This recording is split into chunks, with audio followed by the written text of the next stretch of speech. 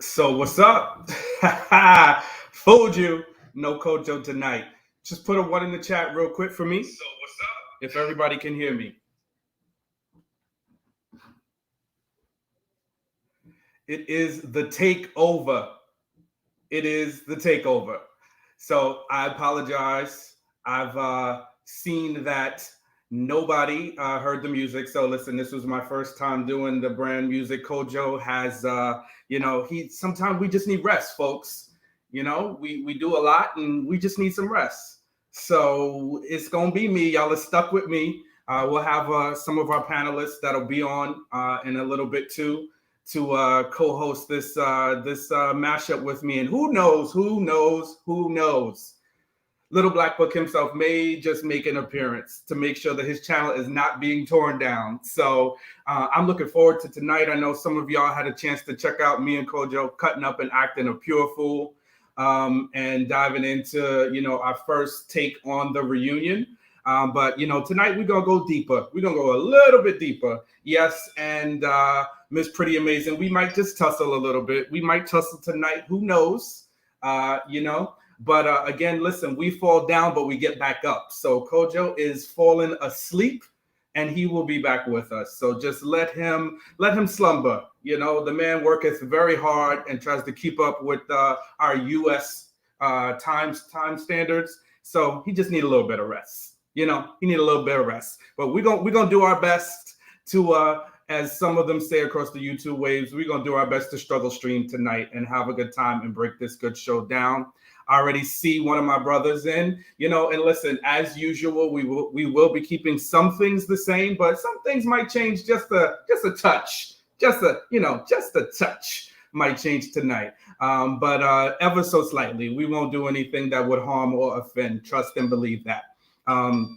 So listen, if you have any comments as we are going through that you want to be highlighted, please super chat so that we can read those. And as always, we will have our chat later. And Kojo, I repeat, Kojo will be sending the cash apps out to you guys when he awakes. Kojo, not me. I do a lot of things, but not all things. All things through Christ, but not through me. But all jokes aside, we're gonna kick the show off. The reunion folks was looking real good. I got to tell you, the cast looked great. The ladies we give them a chef's kiss. The ladies was all looking fine. But some of them wasn't acting fine. Them attitudes, we saw a lot of folks. And I just want to hear, I know some of y'all, I want me a couple of apologies, for the folks that was defending malignant cancers being slang around here, just drop a little, I'm sorry. I'm sorry. We'll take a sorry, just a little sorry, or my bad, we'll take a my bad.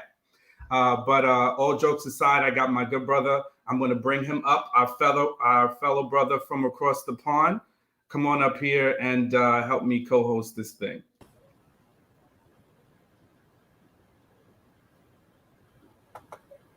What's up, JR? Yo. Hey, how you doing, people? We're doing good. We're doing good, man. Good.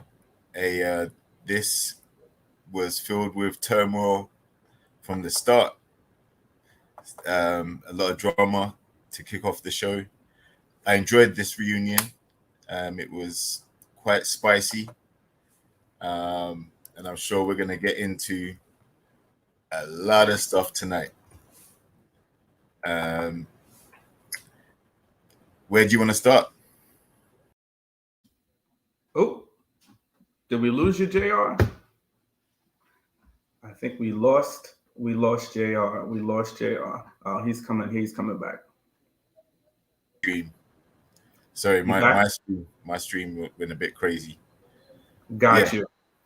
So yeah, where do you want to start, man? You can start with your initial reactions. Just across the board of the reunion, and okay, if there was a couple that stood out for you. Yeah, my initial reaction to seeing it was, wow, so many fireworks on the first episode. Man, I think they basically brought all the major storylines out straight away. So I'll be interested to see what happens in part 2.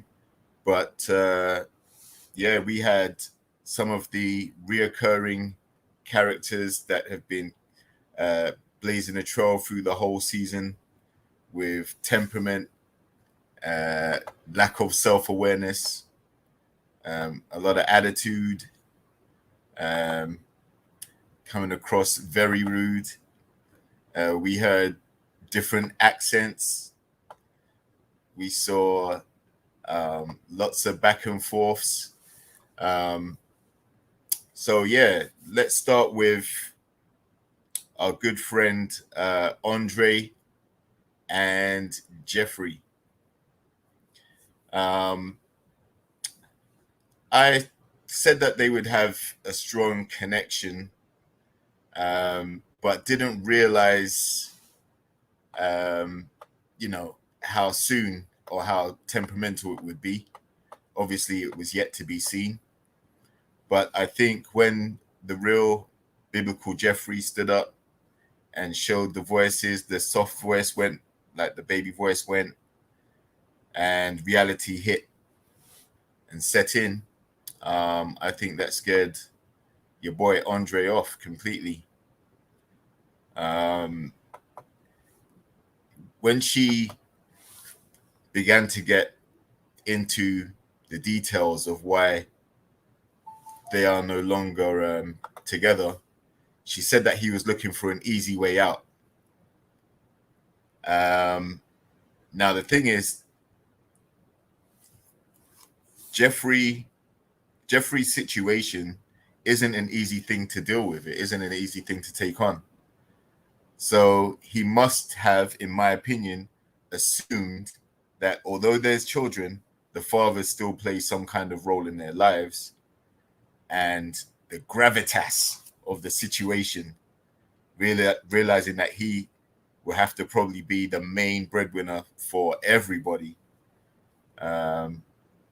Yeah, I think he changed his mind pretty quick.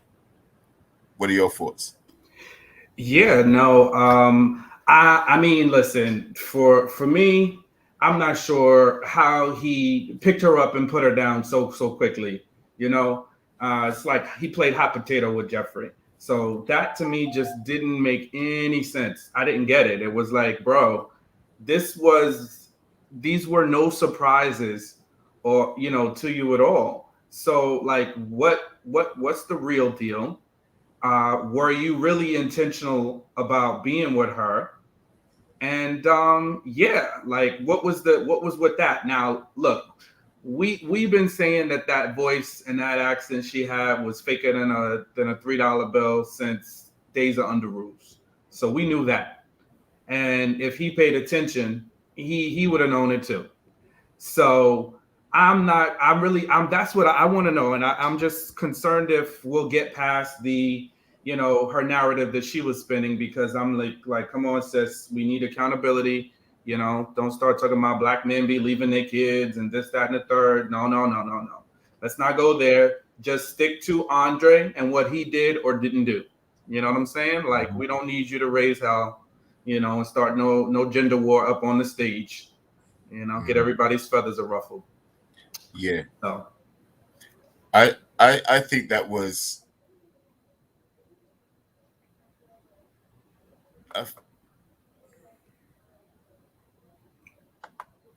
what happened? yeah, I think that was definitely a flare. Like, like when someone drops a smoke grenade, like Batman drops a smoke grenade and gets ready to escape. I think that was a tactic when she felt like she was being pressed. So she decided to just blow everything up. And that statement was very general. It's never good to generalize. And my first thoughts were, look, she's on a stage with black men who have kids and who play a role in their children's lives. So that's what I meant about the self-awareness part. Like, how could you, after getting to know these people for as long as the show's been going, that some of these men have kids and are in their children's lives, but you make a statement like that to ruffle everybody's feathers. So thought that Andre, man, he definitely had a lot to say about the situation as well. Tony tried to jump in. Anthony said a few words, but in reality, I think there's a bit of truth to both of their sides of the story. I think Andre did cut and run when he saw some things that he was just like, nah, I didn't sign up for that. And I also think, at the end of the segment when he was saying, like he stopped talking to her because she stopped reaching out to him. I think that's genuinely what he likes. He likes the attention, the affirmation she was giving him, the biblical husband stuff. And maybe it wasn't so common for her or so frequent when they left the show. And, there were all the other ladies in the process to kind of feed his ego. And now he's alone with Jeffrey. She's not doing it enough. So he was like, nah, it's not a fair deal. So that's my thoughts. Okay, all right. Well, listen, I know some of the folks have been asking, where's the female perspective? We want to hear what the ladies have to say. We know that, JR got it out for good old Jeffrey, so, if JR don't do nothing else, JR gonna give Jeffrey her smoke. So we got the ladies coming up. So we got some beautiful ladies up here to mix it up with us and help us get this night going. So first, we're going to add our resident gunslinger, gun toter. It's gonna give us her legal perspective. So welcome, Seaway. You're killing me with this intro. I'm gonna let you have it though. Next, we're going to have our sister, she comes with an even perspective, She's going to kill you softly like Nina Simone with that smile, but she's going to come sharp. So, Sophie, come through. Hello. Thank you, Sean. Yes. Welcome. So, listen, y'all heard a little bit of what we had to say around Miss Jeffrey and Andre around here. What's the general consensus, or what are the thoughts on her? Andre's full of crap. And he's dead wrong. To me, there's no gray area here when it comes to what happened on that reunion stage. Him talking about it just dawned on him that she has kids and the dads aren't in their lives was complete bullcrap. If she was clear about anything, is that she has kids and the dads aren't around. So I don't understand for the entire process why, he couldn't figure out and get to the bottom of it and ask the real questions. He couldn't have asked her on the show, either privately or maybe he didn't want to do it on camera, but he could have asked her privately, hey, I need the real deal about what's going on with your kids' fathers. Why are they not around? If I'm going to pick you, I want to be able to enter into your life and these kids' life potentially in the future. So I just want to know, maybe for my safety, maybe for, me understanding the kids' dynamic, what's going on with their, with the kids. He didn't do any of that. So for him to get on this stage and basically take up her time and her energy when she could have been talking to somebody else, and then say, well, it just dawned on me that, she doesn't, their fathers aren't present, and why neither one of them are present. That's BS, and that's dead wrong. Like, what were you doing? Complete nonsense. Complete nonsense. So Dee says we can't change our minds. No, he can change his mind, but that's not the way he said it. He didn't say, it was cool with me before, but now I thought about it and I don't think I can handle it. That's not what he said. He said it just dawned on him that the fathers aren't around. That's what makes it wrong. That means you weren't doing any of your due diligence beforehand, and you were just playing games, making kissy faces, hopping in hot tubs, and doing whatever. To me, that's messed up. And I know Jeffrey's an easy target, and I know a lot of folks don't like her, so people will give Andre a pass for that. We have to be fair here. And if Andre did it to anybody else that people didn't like as much or like more, they wouldn't be okay with that. They really wouldn't be okay. He's just as bad as she is. He's attention seeking. He's wearing childlike hair, and he's acting like a child. And it's completely messed up. And then for anyone who's going to say he went behind stage and was like, Jeffrey, she stopped talking to me first. Well, then why didn't you say that on stage? You know why? Because that's not what happened. He's full of crap. If Jeffrey's full of crap, so is he. So, I just think it's a mess, and hope she learned a lesson and knows that anybody who wears Powerpuff hairstyles is not your biblical husband. So I hope lessons are learned all the way around. Well, before we let Sophie go, we got another round coming through, and we know our good old girl JJ is going to not hold back. She is a force to be reckoned with. She might be on our side, she might not be. We don't know. We'll never know which way she goes, but when we hear her, we know it. So Jay, come on through.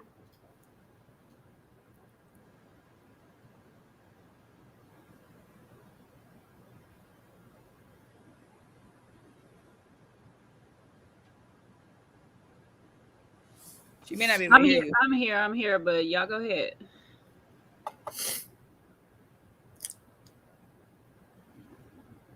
Sophie. Sean. Oh, he said so. I'm like, I couldn't hear Sean. Hello. So yeah, I agree with Seaway. I believe Andre was never serious in this whole game. I think I said this a while back that this was more about publicity than it was about anything else for his business, possibly. And he got caught up in the attraction with Jeffrey. They were both kind of playing romantic, whatever you want to call it, escapade. And it was all fluff. It was nothing real, meaning it was nothing that was based off reality. So once the cameras left, my perception is once the cameras left, the reality hits. He did say, we'll talk about it, after the camera started rolling. He wanted to get serious. And yeah, maybe he just realized, like JR said, that he has to financially take care of all the children and her probably and him. And the load was probably way bigger than he expected. Personally, I don't think he was serious. I think he thought he was just going to ride this wave out, just date her like he's dated a lot of younger women, 23-year-old women. He's used to just having, surface level relationships. Yeah, I think it was very bogus for him to kind of be like, well, where are the fathers at now? What's going on? And kind of pull the rug up underneath her right after the camera started rolling. That was definitely bogus, and it was maybe a way out. I believe Jeffrey also was not ready. There's a lot of hidden things that she has, and just the fact that her voice changes from the sweet baby, soft-spoken voice to this now deep, pretty aggressive and nonsensical, not having it voice. It was too swift of a change. So I feel like maybe she needs to step back. There needs to be some clarity with what happened to the fathers, why they're not in their lives. If she can have a clear story for the next man she's going to meet, I think that would help her develop a better relationship. Instead of they're not in the picture, it was just a lot of cloudiness about what happened, what went wrong. I think she's jumping probably from relationship to relationship. So she needs to go back, fix whatever she needs to fix with those men so that they are in their children's lives, even if you don't have a good relationship with them, for the sake of the kids. Co-parent that, and just have a clear story when you're meeting your next partner. Have a clear explanation of what happened. Not this, I gifted him my child. I gifted him a child. What does that mean? For all of us, whether we're dating you or not, that sounds just ridiculous, right? You just happen to lay down, take a sperm, and then get pregnant, and now you're giving him a baby, Sean. But that's what happens, right? And it's like, what? You gifted him a child? Okay, all right. So let's go back to what really happened. You dated him, you didn't like him anymore, but y'all had sex and you got pregnant. So I think honesty really helps in serious relationships and moving forward. So both of them had hidden agendas, maybe, or not very clear agendas. And so now they're like exploding. It was really crazy to see them be like, she's like, I can't stand him. And he's like, oh, well, he was just offended too. It was weird. Yeah, no, I think that either they wasn't really having deep conversations because they couldn't get past the baby bites and play dates that they were having with each other. And so it was confusing to me. And then she also touched on the fact that he felt like she might be keeping the fathers out of the children's lives. So that point came up too, which I thought was very interesting. And I didn't know if he just threw that up in the air, but that's when we really heard Jeffrey's voice get real deep. We heard her voice because like, hey, now wait a second. What you not gonna do is talk about my motherhood skills. For that. He didn't provide any support for that. That was kind of a bold thing to throw out and provide no support, don't you think? Yeah, yes. That's what I'm saying. I don't know where it came from, but I know she definitely was not thrilled about it nonetheless. Because that was inflammatory. If you're going to say I'm keeping fathers away from my kids, I need you to cite your source and let me know why you're saying that. Because if it does turn out that these two fathers just want nothing to do with her, the kids, or both, you know what I mean? Then you look kind of stupid for saying that. That's kind of effed up. That's not something you assume. Now, it could be true. It could not be true. You know what I mean? But I thought that was wild to say with no additional language behind it. But I would say she opened the window for inflammatory statements when she took down all the black men with her. Black men, that's what they do.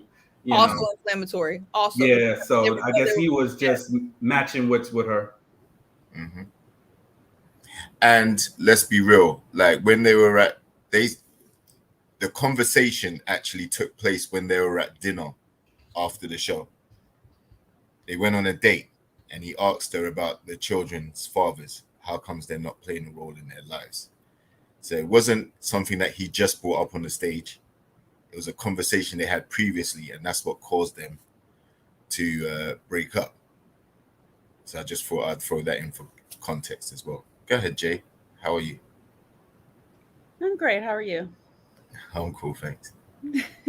I'm just shaking my head to that part right there, because if that's the case, then why are we complaining about whoever didn't call who within the 2 weeks? Because she said that there's no date afterwards. That conversation had to be during the taping, because according to her, they didn't speak after filming, and 2 weeks later she called him to say that she was coming into town.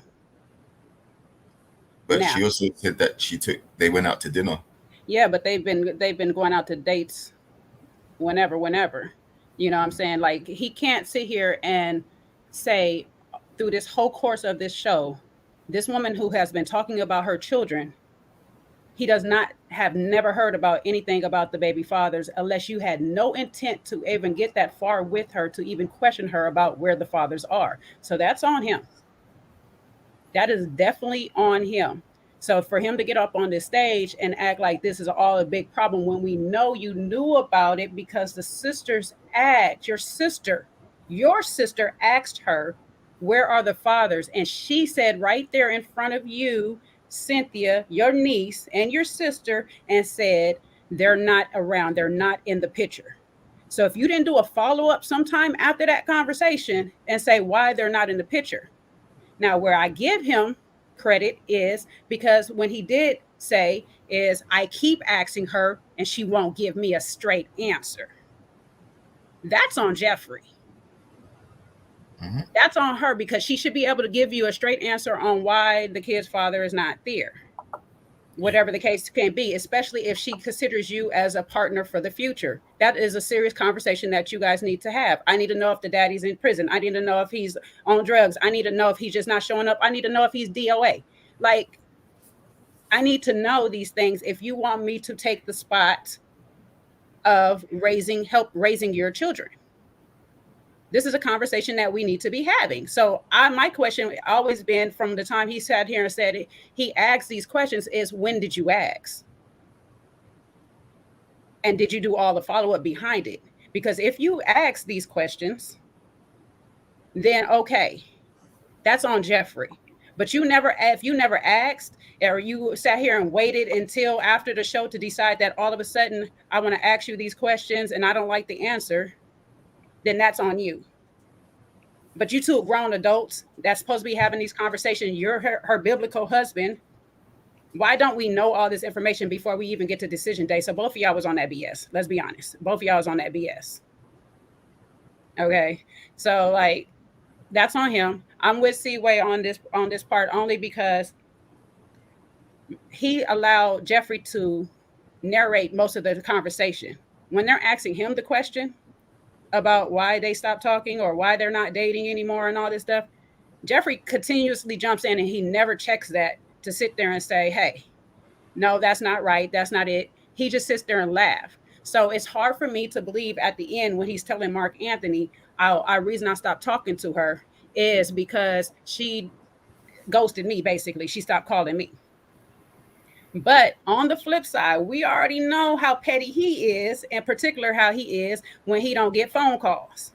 So on the other side, I can also see Jeffrey getting back to her regular life, focusing on her kids, whatever voiceover acting career that she got today, some shit might come up and stuff. And she got to sit here and get on it and, got to tune that voice up so she can get back on her. So you guys want my 3 kids or not? Because I just want you to know if you can really take over for me, okay? Because you're my biblical husband. And she stopped calling her biblical husband.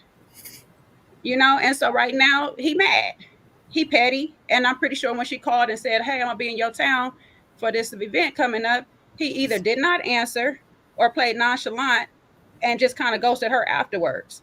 I've been there before, so I already know how that petty back and forth go. You get months before you see each other, talk to each other and all that stuff. So these 2 people just play too much. Y'all just wanted to make it to the end so he could show his ankles and she could reveal her real country accent. And here we are. The only thing that grew out of this relationship is that bun on top of his head.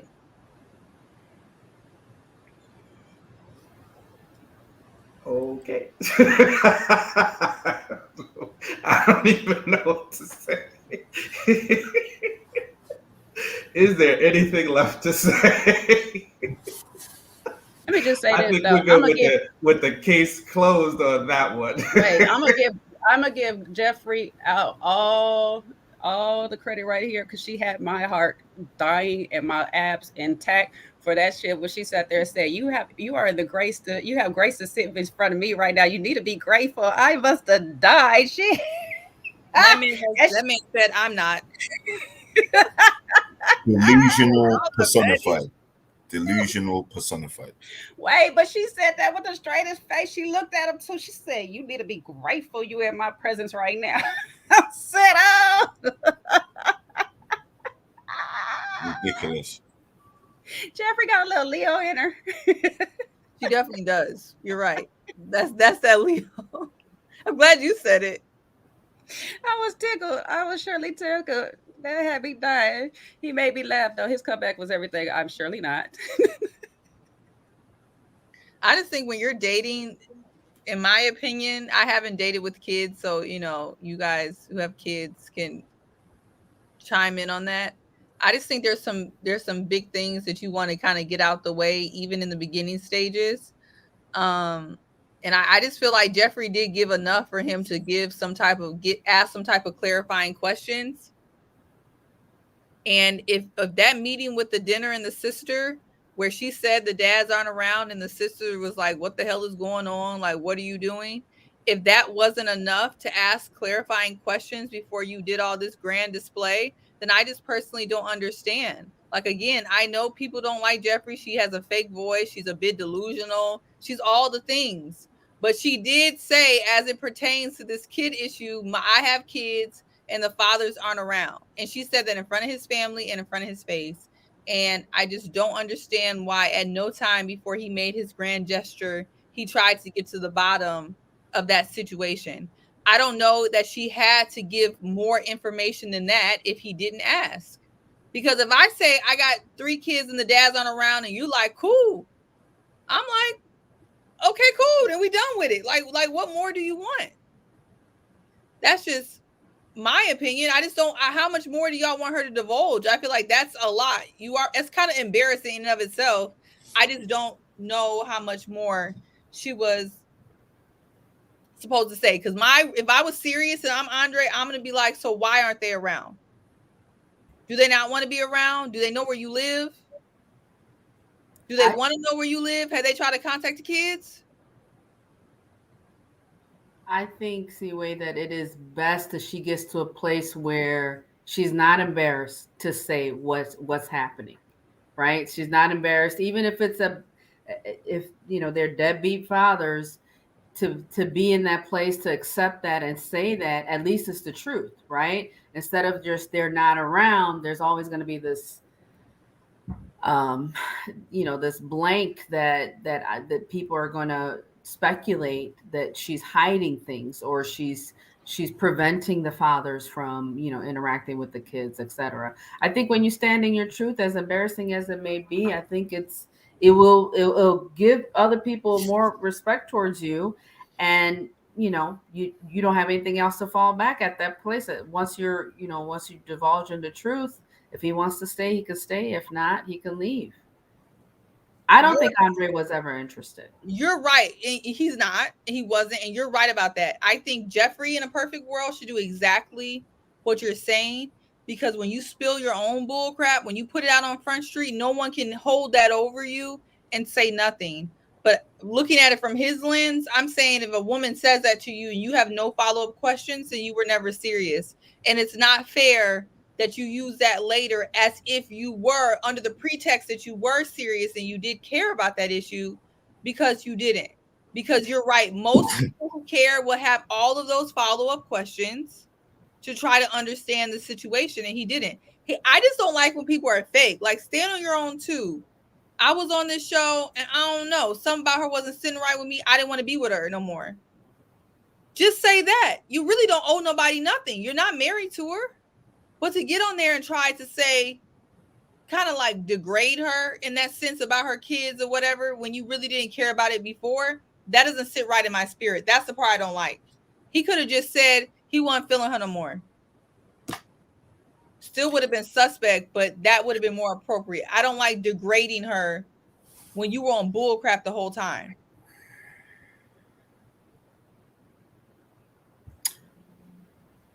Yeah, I don't know about that, because she gives as good as she gets. In fact, she gives more than she gets.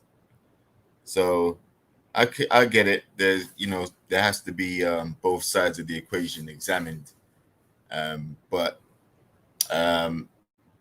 this was probably always going to end this way, in hostility, in back and forths and arguments. Doesn't matter what reason he gave, she still wouldn't have been happy, and I don't think many people would. But at the end of the day, he wasn't feeling her no more. He gave his reasons, and she just has to accept it. She may be a bit butthurt, ego might be bruised, but it wasn't for him anymore. After the cameras stopped rolling, that was it. Done. But they both had opportunities to date other people, and that's who they chose, and it didn't work out. No harm, no foul. Just move on to the next now. Yeah, I think we did get a bit of honesty from her at the tail end when she mentioned, one, that he used that as an excuse to get away from her. and I'm paraphrasing because those weren't her exact words, but pretty much he leveraged that as a way to get away from her, because I don't really think that's what it was. I don't think it had anything to do with those 3 kids, because if that was going to be a deterrent, it should have been a deterrent up front, because it's not like she was being secretive about it. So he definitely used that as a way to get out. And look, very early on in the process, it didn't sound like their connection, went on for much longer after the show ended. So he just, he bounced on out. And then she said the mistake that she made was not giving some of the other guys a chance on the show. So I don't know if that's the biggest lesson she could learn, but at least she's taking something away from it. So we'll take what we can account. We'll take what we can get when it comes to her. And I just think that it's unfortunate, because whether they were clips or not, she still doesn't seem to be like a nice person.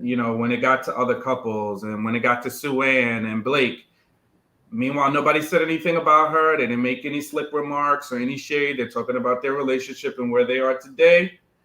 She had to have her little faces going on, So to me, that just tells me that she's still, she's still not, she got some healing work to do. But, as we segue on, what do y'all think about Susu and Blake making a go at it?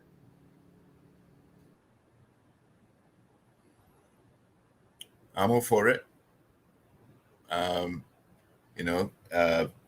Blake probably had the villain tag for most of the season, and I think he's been consistent with who he is. I haven't seen the possessive or any of the accusations that were leveled at him initially. I haven't seen those manifest yet. And Susanne and him seem like 2 level-headed people. So I'm all for it. Don't know if it's going to last, but so far it seems to be working, Okay. Anybody else thoughts, Susu and Blake? I have something to say. I feel like she's into him more than he is into her. And that usually, I don't know. I don't know if that ends up being a good thing. At the end, I think it has to be equal. I think they're kind of putting about their best face forward and don't want any drama, don't want any, nothing to tail them back into their careers. So I think they're putting their best face forward. She might be more into him than he is into her. I don't think he's serious. Maybe he's covering up his emotions because he's on TV. I don't know. It's still a big question mark. It is the beginning stages. Supposedly she's not moved in, but she keeps her clothes at his house, she said. But yet there's no engagement. There's no, I love him. He loves me. Like usually you'll see a lot more like connection and chemistry. They just seem like they're very safe with one another, and it might not be genuine. It might just be like, let's just do this in front of the cameras. So I don't really believe it to be a strong connection. I think they were one of the most equally yoked couples as far as like life's logistical matters, So I understand why they ended up together, because just place in life, what they want out of life, how they want to conduct themselves in public and private, things like that. Logistically, I think they make sense, and I think it seems like they're handling their relationship in a kind of a logistical manner. I don't see a lot of the fluff, but maybe maybe they're not fluffy people. I don't know. I'm not sure if they're still together. But I do respect them giving it a real go and not wasting our time on this TV, like the couple we just mentioned, and actually like trying to see if it will work. If it doesn't, no harm, no foul. But at least they're, trying to see. I give them credit for that. But I will say, and the haters in the comments can come on because I know y'all getting y'all fingers ready. I personally, after watching Kojo's interview with Blake, maybe this is the litigator in me. Maybe I listen to people differently because of my profession. He did a masterful job of ducking, dodging, and squirming out of and redirecting Kojo, who's very good at not being redirected, in so many questions. It was so hard to get a direct answer, and he did it so much better than I've seen other people who try to squeam and squirm out of questions. And that was something that I noticed all throughout the interview that I think was going over a lot of people's head. I saw a few people who saw it, but it was flying over so many people's heads. And if it was flying over people's heads, then imagine what he's doing with women. JR, you're not muted. JR, you're not muted. There you go. Yeah, imagine, how he acts in his dating life. So I think Susanne is a good match for him, and I don't know how long he will be able to do those things in their relationship, but I saw it and I peeped it, so there's just that. But I wish them the best. I'm with you on the deflection, and I think that is the investigator in him that can predict questions. But can we get a my bad for not seeing the malignant cancer? Because deflecting from a question don't make you a malignant cancer. It makes you someone that's guarded and not wanting to reveal your whatever the truth is or whatever's being asked of you. But we saw some skyrockets on other folks, but we still haven't heard what Mr. Blake has done to be called out as a malignant cancer by Morgan. So can we at least just get a my bad or something? What y'all think about that? At the conclusion of the interview, at the conclusion of the reunion, sorry, I can't talk. If they don't address that issue, and she doesn't address it, then I would say that Morgan was wrong for calling him a malignant cancer. I don't need a my bad. I always said I'm waiting to see what else is going to happen. But if they don't address it, then it's going to be safe to say that Morgan was wilding and putting 10 on 2 like she tends to do, and he didn't deserve that. But that's going to have to be deferred, Sean, to the end of the review. I'll take a deferral. It's the willingness for me, so I'm good. I'm just Jay, I trying know to you haven't chimed in. What do you think? I'm just trying to figure out what y'all think, who y'all is when you say what y'all think about that, because I wasn't on that team. So No. I wasn't lumping you in there. That was just a general statement. I don't want you to take me out. I like when you talk to me nice. No, you actually like when I talk to you rough. You like that. You like when I talk to you like Tony, when I get aggressive. Okay. Don't tell all our secrets on this live here, Jay. Come on now. Whoa. Like when I get aggressive and snatch you by your lace front. Actually not. Pull me by my beard. Pull you by your beard.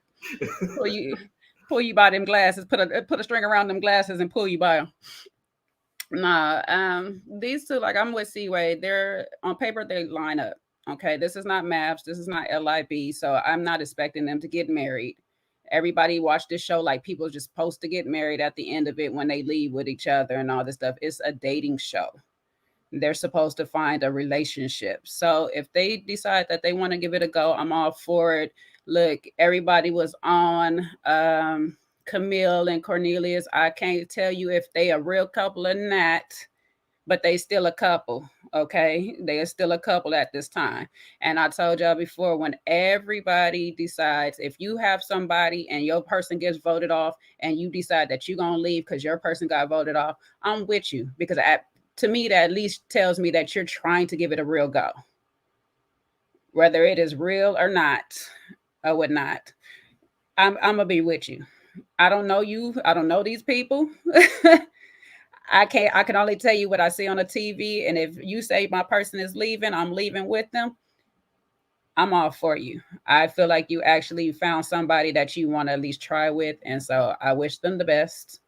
Good luck. If she can understand half of his stuff and pin him to a wall, kudos to it. It seemed to be working in a lot of their conversations that we've seen them, and when they were on their dates together. She got her little quirky side. He understands. He got his ring around the rosy side. She seems to get to the middle of the posy. So it works for them.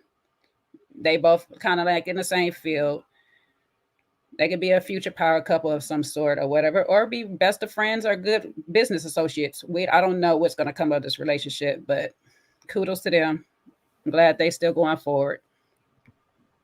Sean, do you mind if I take 5 seconds like you did yesterday? No, go for it. Go for it. I just need 5 seconds. I just want to say, as we continue with this live, because I've been sitting on this for a minute, I'm going to pull my Sean moment like he did on Friday. This is not a safe space for any of you in the comments to say, I'm like Morgan, I'm like Jeffrey. You guys don't know me. And for the folks that do know me, know that I have never disrespected anyone on this panel. I've never called anyone a malignant cancer. I've never called anyone outside their name. I am nice to everyone, kind to everyone, and I try to be fair. So for the folks continuing to call me out my name, say I'm like these people, like you guys know me, this is not a safe space.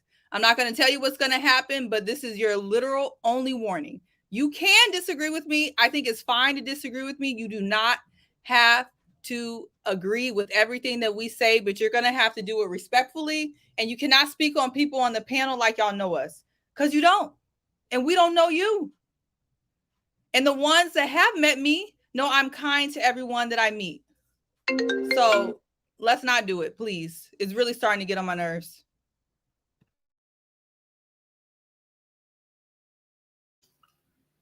All right. And on that note, Seaway got a call. we got saved by the bell for the rest That's of God. That's God. Tell us, Seaway, don't worry about these people in the comments. I got them, baby. Don't worry about it. They miserable anyway. JR, any final thoughts? We know you about to catch flights, not feelings, in a little bit. So come on, what you got for us? Well, yeah, like, I mean, Blake and Susanne are, you know, they haven't shown the toxic traits of some of the other couples. I think that's down largely to trying to save face because of what they do for a living as well. They both have children as well. So, you know, they keep up an image. Both of them don't want to necessarily come across as being rattled or being, you know, acting out of character. Because we've seen Blake in plenty of situations which could have got heated. And he mostly maintained his composure. I never saw him flip out once. And, you know, Susanne's had a few tussles with Jeffrey and a few other, on a couple of occasions. And she seemed to maintain her composure too. So maybe they have a few similarities in personality as well. But like I said, I'm not mad at their connection because it does seem that they've lasted longer than some of the other couples who chose each other at the end. They didn't make it that far. But some of the couples actually made it and had the big fanfare and chose each other. They're not together anymore. So, yeah, hope it goes well for them.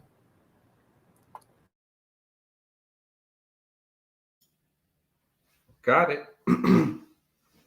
Anything from you, Sophie? No, I think I saw some comments that said, you know, Blake is a private person. He's very private. My thing is, why get on a show like this? You know, being such a private person, it's going to require some level of transparency. If you know yourself, if you know you can't, you know, you don't want to expose so much about yourself on national television to be part of this process, then you should reconsider. I think that's what kind of, I like people that are reserved. Being reserved is a wise thing to do. But when you get on a TV show like this and still maintain a certain level of being reserved and not so transparent, it gives people, you know, doubt. And why is he here? Why, you know, but he did meet his match. Susanne is very similar to him. Yeah, we can, that was my only concern. I would not try out to be on a reality TV show if I'm a private person. That's kind of like an oxymoron. Why are you getting on national television to find love, to date multiple people? This is a very unorthodox process, which will allow you to be very vulnerable and open. You've seen season after season after season that you can't really hide from the cameras. They're going to get you. And so, yeah, maybe that was not so much hiding, but maybe just holding back so much. Again, I don't agree at all with what Morgan said at all. How she called him out. That was just, that she has a reckless mouth, as we can see. But him being a private gave way to people to question him in the beginning. What was the question, Sean? I'm sorry, I had to take a call. I missed it. Oh no, everybody else was just sharing the rest of their thoughts about Susanne and Blake. That's it. Okay.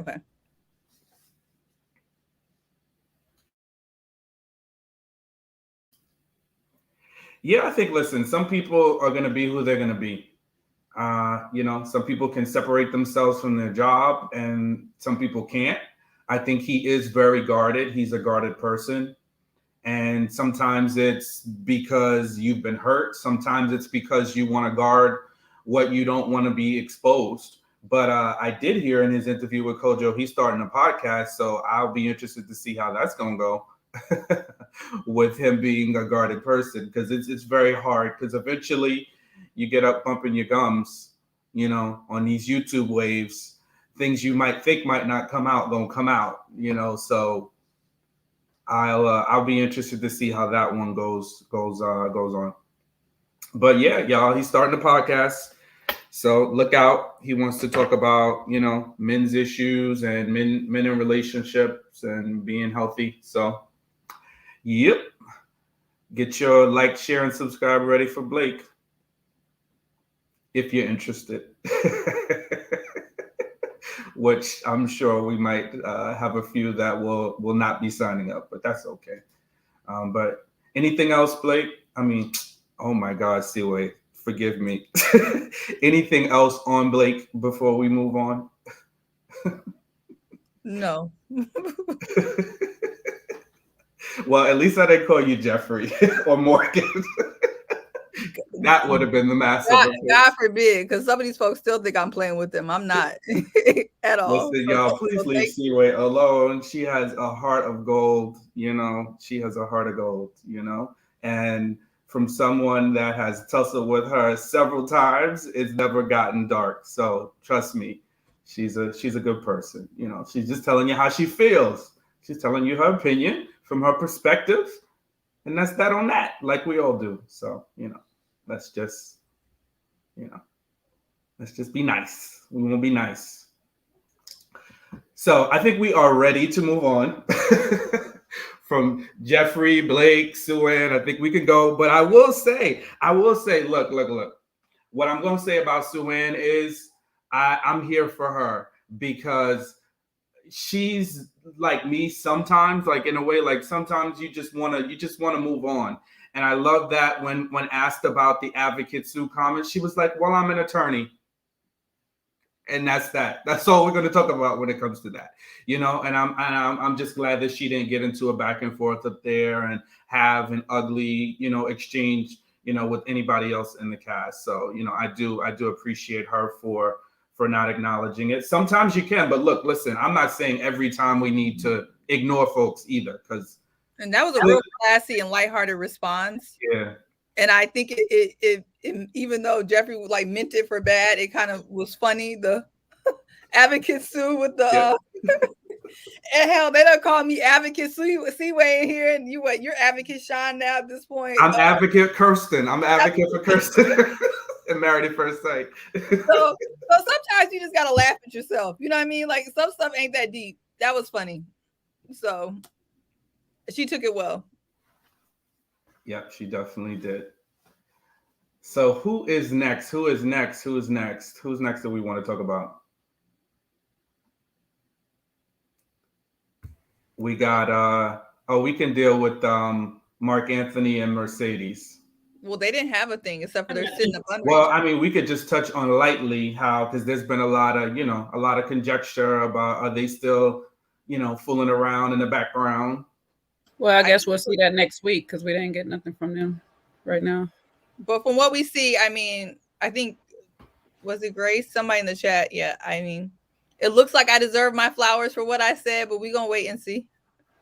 Looks like she did all that to sit up under him, but again, it could be just for whatever.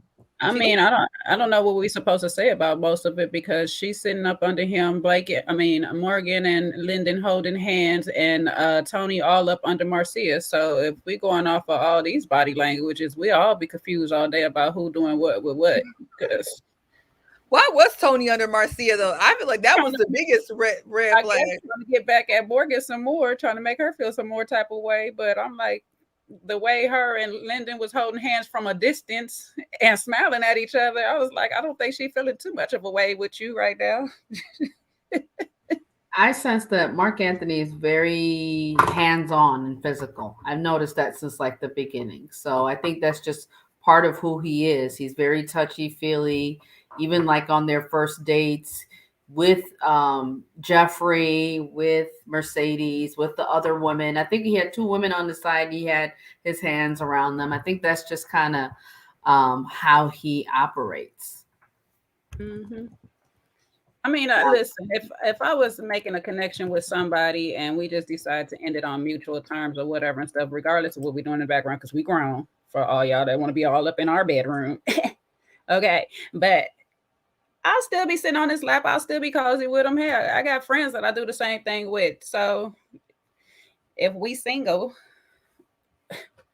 we can intertwine any kind of way we want to, platonically or not. But that's an odd, Jay. The fire. Why is it odd? Like, listen. I'm gonna tell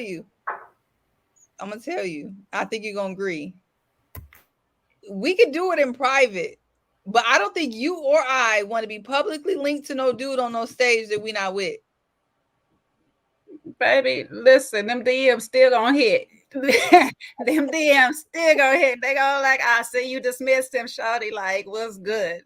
Child, they could see you with a man on your page, hugged up, booed up, talking about I'm with my baby 12 years strong. And they still gonna slide in them daggone DMs, okay? That is true, but I'm not claiming no man on no stage I'm not with. I don't want to do it. My pride ain't set up like that. No, I do feel you or whatever, but like I say, if I don't have no hard feelings toward you, I'm not doing it. I'm not gonna be like a Morgan. Like, I'm not gonna do it with Tony. Like, we've been beefing. We got beef.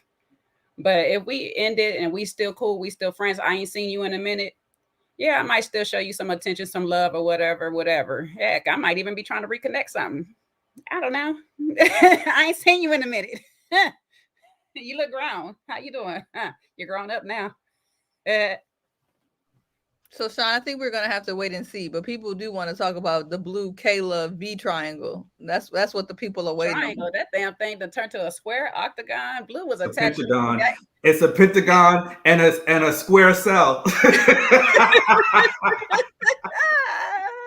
Like, you ain't right, Sean. Blue was in dimensions.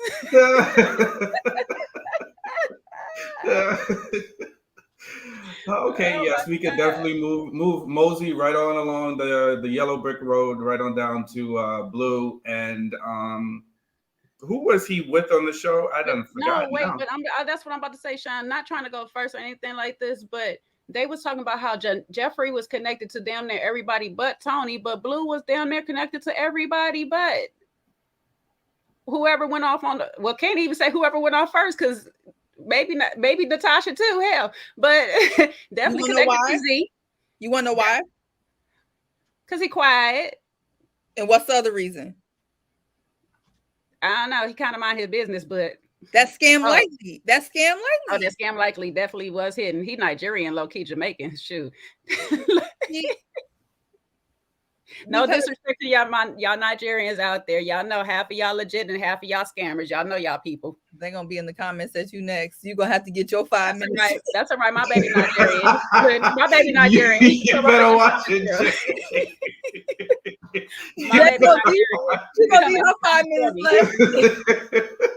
You go get yourself a comment section dedicated right to you. Yeah, we can get 5 minutes. It's been like 2 years we ain't addressed none of this bull crap. People First of all, if they hit me in the comment section, I'm gonna be scared to reply back. They might scam my account. They might get me. Hey, not you doubling down. Oh no. I cannot. Have y'all ever had those phishing emails that are from the Nigerians? I get them Okay, from, guys, I get them let's from go. okay, let me move stop on, because I was about to go on. They really were Nigerian. They're getting good. They're getting really good with them phishing emails. So if you guys get them phishing emails, please look at the email before you reply. And don't send them no gift cards. They got I'm not gonna put the business out, but they did get somebody that I know, a young person. You got to be real careful. Look, they'll use like my friend. They'll use the most senior person at your job, whether it's like whatever, like the highest executive or whatever, and they'll put those names in the email thread and be like, I need 3 gift cards right now to send to a client. And if you're not looking, these folks just be sending it. Thank you, RC girl, because India and them Arabs be scamming on too, because they done got my friend. Yeah, I gotta watch it on IG. It's also them, but the ones that were doing this fishing, they were Nigerian. Because they was Nigerian. They were Nigerian. Wasn't the 2 guys that was with Jesse Smollett? No, they was African. Never mind. Oh no, that's Nigerian. They were let me turn my camera off. Well, first of all, Nigerians. Kojo, I'm trying to find the allegedly. I can't find the banner. My allegedly is always up there. My allegedly is always up there. Eyes getting bigger and bigger and bigger. Why is Nigeria catching strays right now? Because Blue is Jamaican. Blue is Jamaican, and somebody in the comments, fishing and scams. We've gone down a rabbit hole. Can we get back to Blue? And y'all have gotten so deep in this conversation. I forgot who Blue's connections were. Clearly he's with Kayla. Okay. By the way, stop the show, because who told y'all up here? So I want my props right here. Who told y'all Blue was about to be with Kayla? And I was like, no. Somebody threw out Tranika. Y'all throwing out all these other people. I was like, nope. It's Miss Kayla. You said it first. Once again, and I wasn't here for that. Then I said it. But I will send you guys a thing I left on somebody else's post some days ago that said Kayla as well.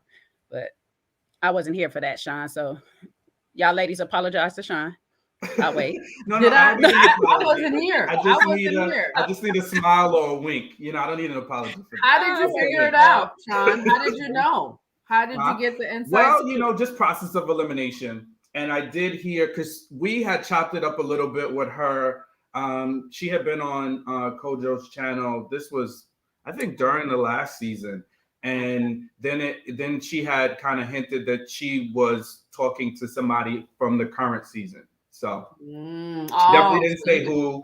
She was very tight-lipped about that, But yeah, there was a little breadcrumb she dropped.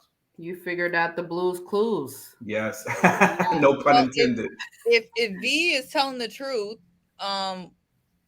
where she's allegedly gonna say that Blue asked her to come on there and fake a relationship, it's quite possible that this whole thing with Kayla was also a part of a fake relationship. But the question would be is why? What is Blue trying to do? Like, why does he need a relationship on TV? Like, what is it about? I mean, I don't really get it. What does he gain from that? Well, somebody in the comments said you have to have money in order to own a monkey. So remember he had a monkey pet, a pet as a monkey. Did you guys? Y'all act like that's a horse. That thing ain't expensive. Well, I'm just. all he had to do was get a permit. That's all he needed to do. But I think maybe to promote his business, he has some type of lounge. I mean, again, any type of publicity is, better than no publicity at all. So that could be just for clout. I mean, he might be a big time womanizer. You never know. He might be that undercover, I'm a nice guy in the front, but really he might be playing more women behind behind people's backs than Tony is. He might be just an undercover player instead of obvious. Sophie, that's the thing that I was trying to get at about Anthony, and I'm not trying to equate Anthony with Blue. But in my experience, a lot of the more quiet guys that people just deem to be good guys because they're quiet usually have a lot up their sleeves, especially when they have money. Right. And I think Blue's quiet, mysterious vibe, and just his like laid back chill drew people in. But you see what he was up to, allegedly. And I really don't even have to say allegedly because he's convicted. I mean, he pled guilty already to this PPP scam. I'll say allegedly because it's Kojo's channel, but I mean, he already pled guilty. I just don't understand why he didn't turn himself in to serve his time and had to let the marshals come pick him up, allegedly. That's just all just crazy. He had to serve time? Oh my God. This is news to me. I didn't know that. 2 years, 2.5 years, allegedly, because it's Kojo's channel. And then 5 years he has to be on the Fed's version of like monitoring, like it's restricted release. So this was more than just the regular PPP. He must have gotten a lot. Over $500,000 allegedly, yes. Wow. Yeah. Wow. You're gonna reap what you sow. You got to be careful. Which is the threshold. A lot of the PPP scammers that stayed under a certain threshold, the government either hasn't got to them yet or is letting them go. But when you're in six figures, you can't steal 6 figures. No. And you can't go under the radar with 6 figures.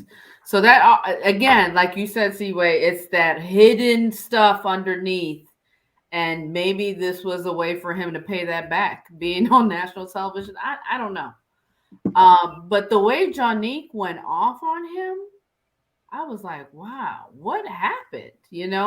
When I guess he called her after they eliminated her. And it was, that was very surprising to me. It was because he was caught being a liar.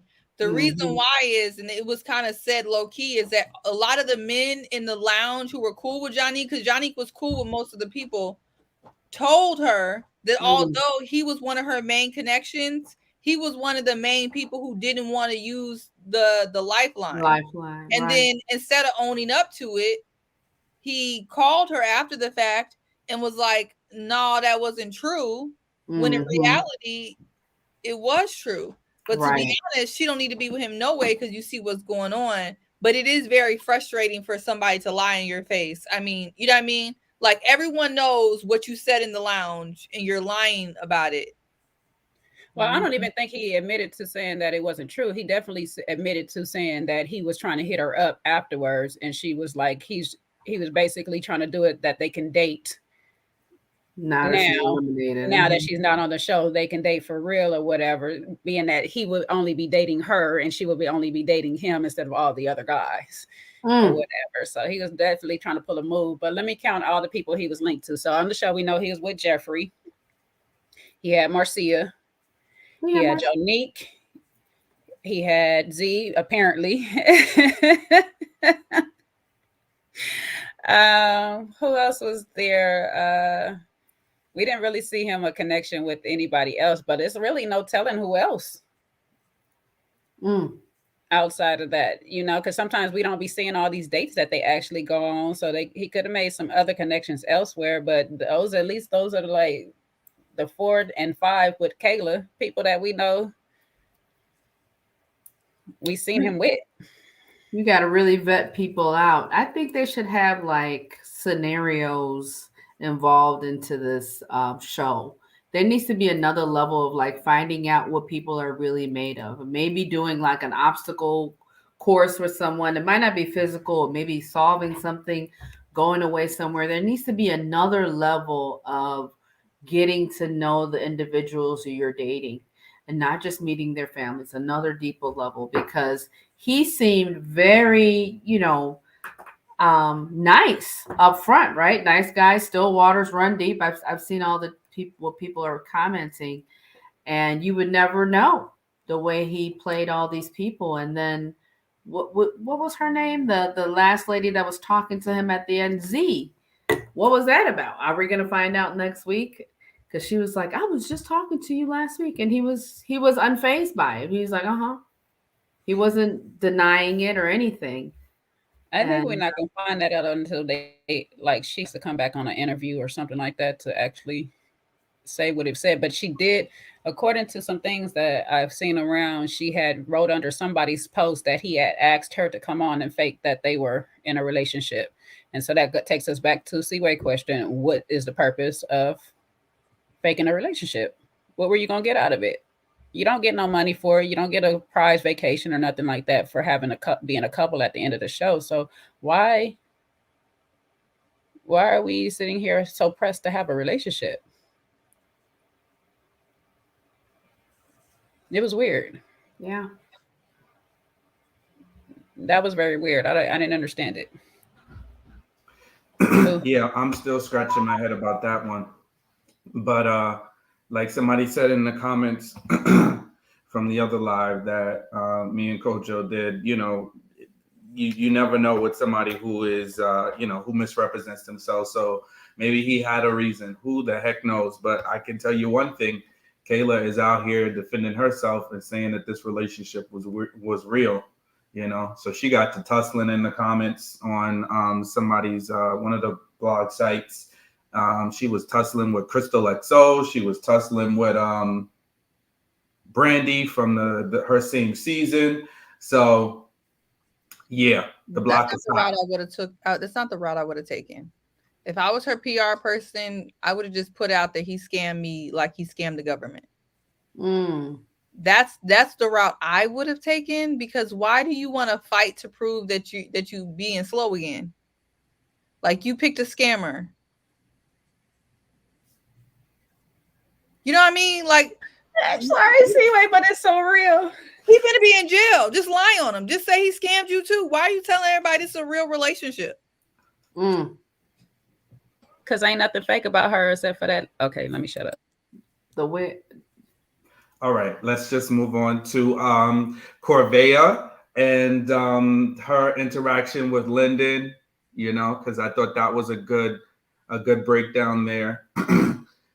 Listen, I never really had a complete problem, with her commentary. I mean, I think Mark Anthony brought up a good point that in terms of her saying that she wants to be spoiled, it does come off a little entitled. But, I think Lyndon just caught a stray. But, ultimately, look, he wasn't ready. And more, if I tell you one thing, maybe Morgan and Lyndon can make it out together, because she was the nicest. She was always so nice and kind to Lyndon, outside of kind of low-key using him as a pawn, but he liked being the pawn.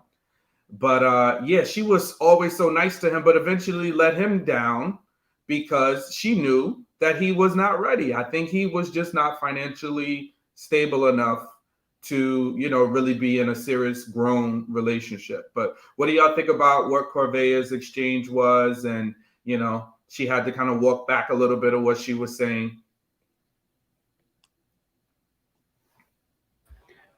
Okay, so let's my poor little Lyndon. He is so touched by that comment that she made. Close that door. Okay. He's so touched by that. Like, I cannot be mad at Corvair that she was listing her standards and her requirements for a man. So if she requires her man to go to therapy, I'm for it. I'm not mad at her for it.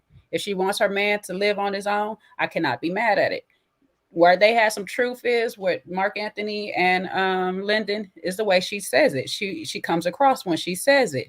Now, it could have all been settled had somebody just stepped up and said, what do you mean by this? When you say this, what does that mean to you? When you say you want to be spoiled, how does that look like to you? And this whole thing where she is explaining it here at the reunion, it could have all been solved. But for the most part, Lyndon, you were in your feelings when she was talking to DeMario about what she wants. She didn't sit there and say, Lyndon, well, you don't have a thing or whatever. At least what we seen, she didn't say it. Lyndon, you don't have this, that, and the third, so I ain't messing with you. You wrote her off. And that's fine. So you got to let it go. You just wasn't in a space where she wanted you to be. And you can't be mad at nobody but yourself for not being ready. Because sis saying at the end of her thing, I'm not worried about a relationship right now. I'm just going to be the best me I can be for when my relationship comes. That's where you should be. That's where your focus should be, on being the best you for your relationship. So if you're not the best you for her right now, then it is what it is. Now, I get it. Everybody feels she a gold digger. She's some type of way. I get it. Her family worked their way to a certain thing. I was with Corvair all the way up until she tried to compare a relationship to a child. A child being spoiled by their parents who had to work hard to give their child whatever they wanted to give their child. That's a whole different thing from me being in a relationship with you and giving you whatever you want just because you want it. If you worked yourself all the way up and you brought yourself up out the mud and all that stuff, great. Then you should be able to spoil yourself however you want. Now, if a man or a woman in these days come along and spoil you more than you're spoiling yourself, great. Take that bonus. But it shouldn't be that you demand of your man that off rip, he's got to just do these things for you. That's a privilege that he wants to do because he loves you. And that's just real. If you find you a man that has the means to do it, that's even better, because then you know he can do it. And when he starts doing it, then you know he does it because he loves you. But if you get you a man that just doing it just to be doing it, great, trust me, he's doing it for a lot more other people because he can afford to do that too. And that's his thing. If he could buy you a Gucci bag, he can buy her Chanel and buy the next one a Birkin. He gonna be doing it. So actually get you a man that, yes, has the means to be able to spoil you when he feels that you are in a space for each other to spoil each other. But honestly, know that he's doing it because he actually loves you and he likes to see you happy, not just because you request this of him. I don't like when people do that stuff. I request these things of you. Well, keep requesting, because you're not going to get it from me. You can only request me to be me. And pray that I love you the way you want to be loved. And sometimes that means that you're going to have to show me how to do that, because not everybody comes into this thing of saying, this is how we were raised in my household, so you must do me like how I was raised in my household. So that's the only thing I fought her on, is just, you know, how she came off in the show. But in this moment on this reunion, she stood hers. I'm not even mad. That's my requirement. That's my request. That's what it is. If you're not the man for me, next. Can I be mad at it? Go ahead, Sean. See what? My thing is, I think, Jay, I think you and I think the same for our lives. You know, personally, I don't want a man that's just like, you know, I just want to spoil my girl. Because usually a lot of times dudes like that don't think that you should require anything serious of them because they're giving you this kind of materialistic things. But also I have to be realistic that there's just women out there that kind of want more of that lifestyle. You know what I mean? And it just is what it is. Corvair, based on the reunion, seems to be indicating that she doesn't want a man that's just going to be spending money on her and have no substance. She indicated by saying she wanted generational wealth and she wanted to be able to pass down, you know, property and things like that to her kids, that she does want more.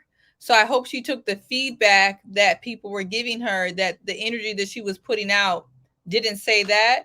It said that I just want more of a materialistic relationship and more transactional. I'm not sure if she received that feedback based on her response, but if she doesn't want that type of man, I think that she should address her approach.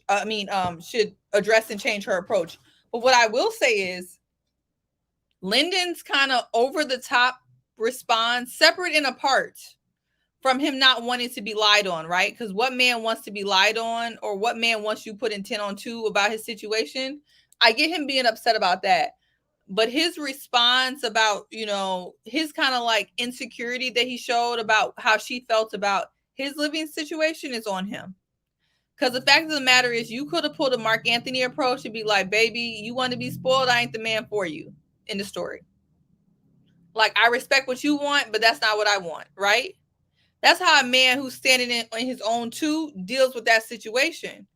Lyndon was trying to change her perspective and trying to be, he was just very triggered. And my thing is, all you got to do is say, hey, this is what you want out of life. I'm not the man to give that to you. Kind of like his conversation with Morgan. But just because we wouldn't do it or we wouldn't handle it doesn't mean she has to change. All I'm going to say is that what she's saying she wants on the reunion doesn't match the energy that she put out on the show. And for her sake, I think she should tweak that a little bit. But Lyndon doesn't have a right to be triggered at her because his pockets ain't lining up to what she want. Just get them pockets up. Or let her know that you can't get them pockets up and y'all ain't a match. So I think we kind of got to compartmentalize this, this situation. Yeah, I agree. I think what throws people off about Corvair is that she talks more about quantity than quality, right?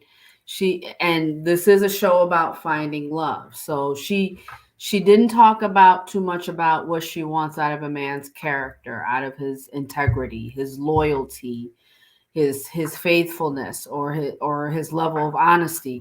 It was more about how he can provide, right? Which is a part of what most women desire. So the part of her not being wise enough to marry these two, right? You talk about the quality, but you emphasize quantity more. And so that could really push people away, especially in this day and age of gold digging.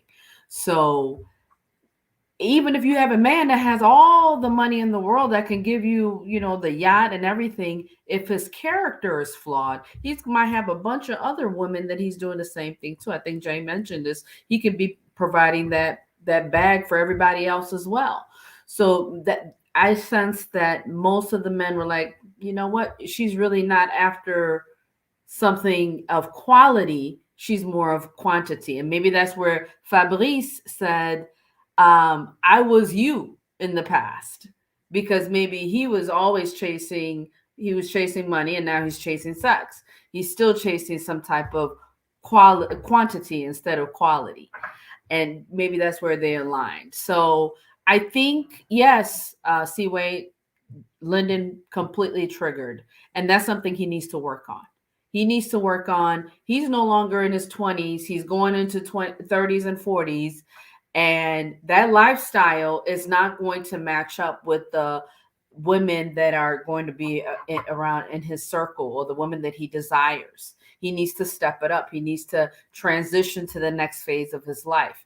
We talked about, yes, you can still have roommates if you're planning to buy a house, or if you have parents that can support you still as you pursue your dreams. Nothing wrong with that. But it does show that you might not be ready to get married or to get to the next level of your relationship, because it does require you to leave the nest, right? To have your own. And if you have your own, then you're able to build with somebody else. So yes, that trigger hopefully will let him secure the bag and secure his future with his future, partner one day. I think this show has hopefully shown Corvair, stop focusing on just quantity, but really look at quality first. And then once you have that quality man, see if he has the potential to earn, as well as also the ability to earn.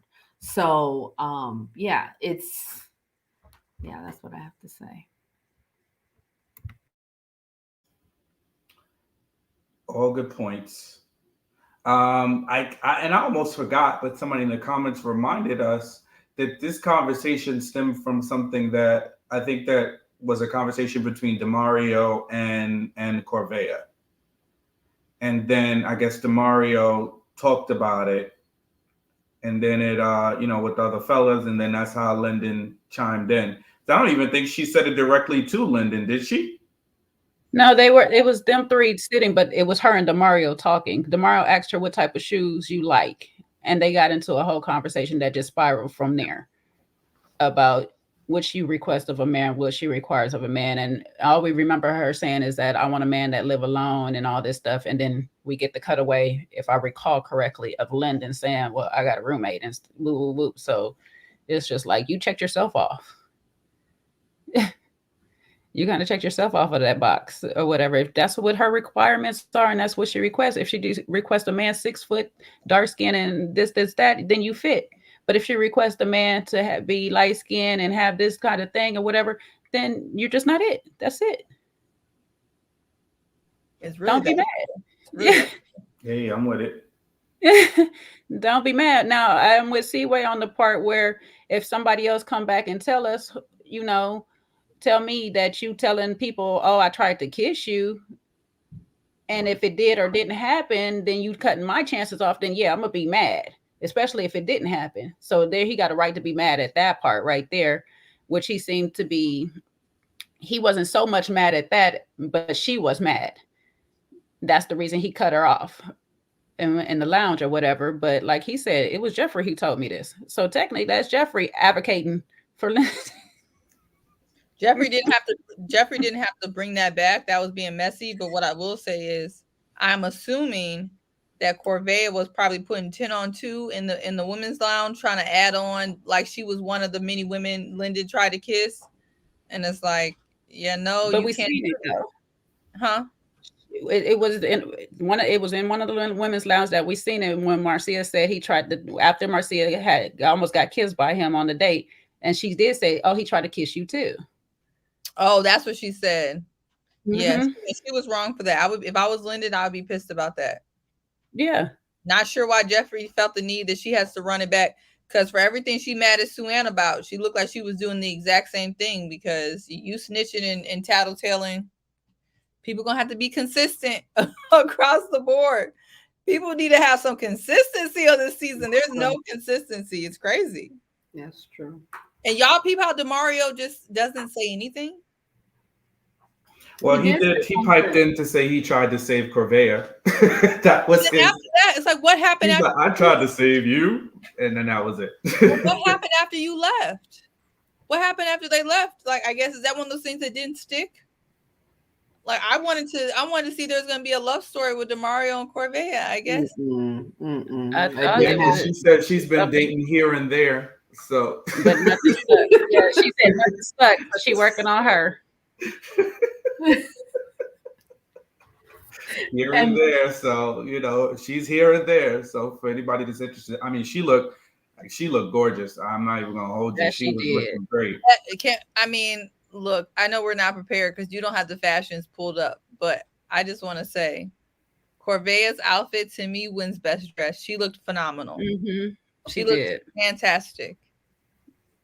And quiet as it's kept, her and Morgan pulled off that storm wig with the white dress. She low-key pulled it off. Yeah, Jeffrey got the ice storm look down, but Morgan, because them freaking legs was going through that. Morgan and that bob was also bobbing. I don't know. There was some bob was bobbing with the legs. Nice. Okay. And then Mercedes looked fantastic. I don't know. It's tough. Her hair looked gorgeous. I think to me, Corvair was just the best dress because it was nice, sleek, or whatever. It was really nice or whatnot. But I'm sorry, when she was sitting next to Toady and that leg was popped out there, I was like, oh, she gonna give it all to him. She gonna say, look at all this stuff. She got it glistened up for him. I said, go ahead, Morgan, show what he can't get until later on tonight. Until later. Exactly. You already know. But them ladies was looking nice. I ain't gonna lie. But yeah, I don't know. I'm not mad at Corvair for standing on her.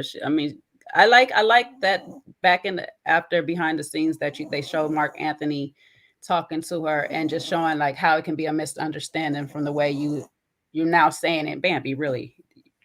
But from the way you're actually saying it now to the way we was taking it back then, your delivery is off. And she was actually receiving the feedback. So she's probably understood by now. Like the way I'm kind of giving it off is more like the sister on Coming to America, less Lisa and more like the sister, you know.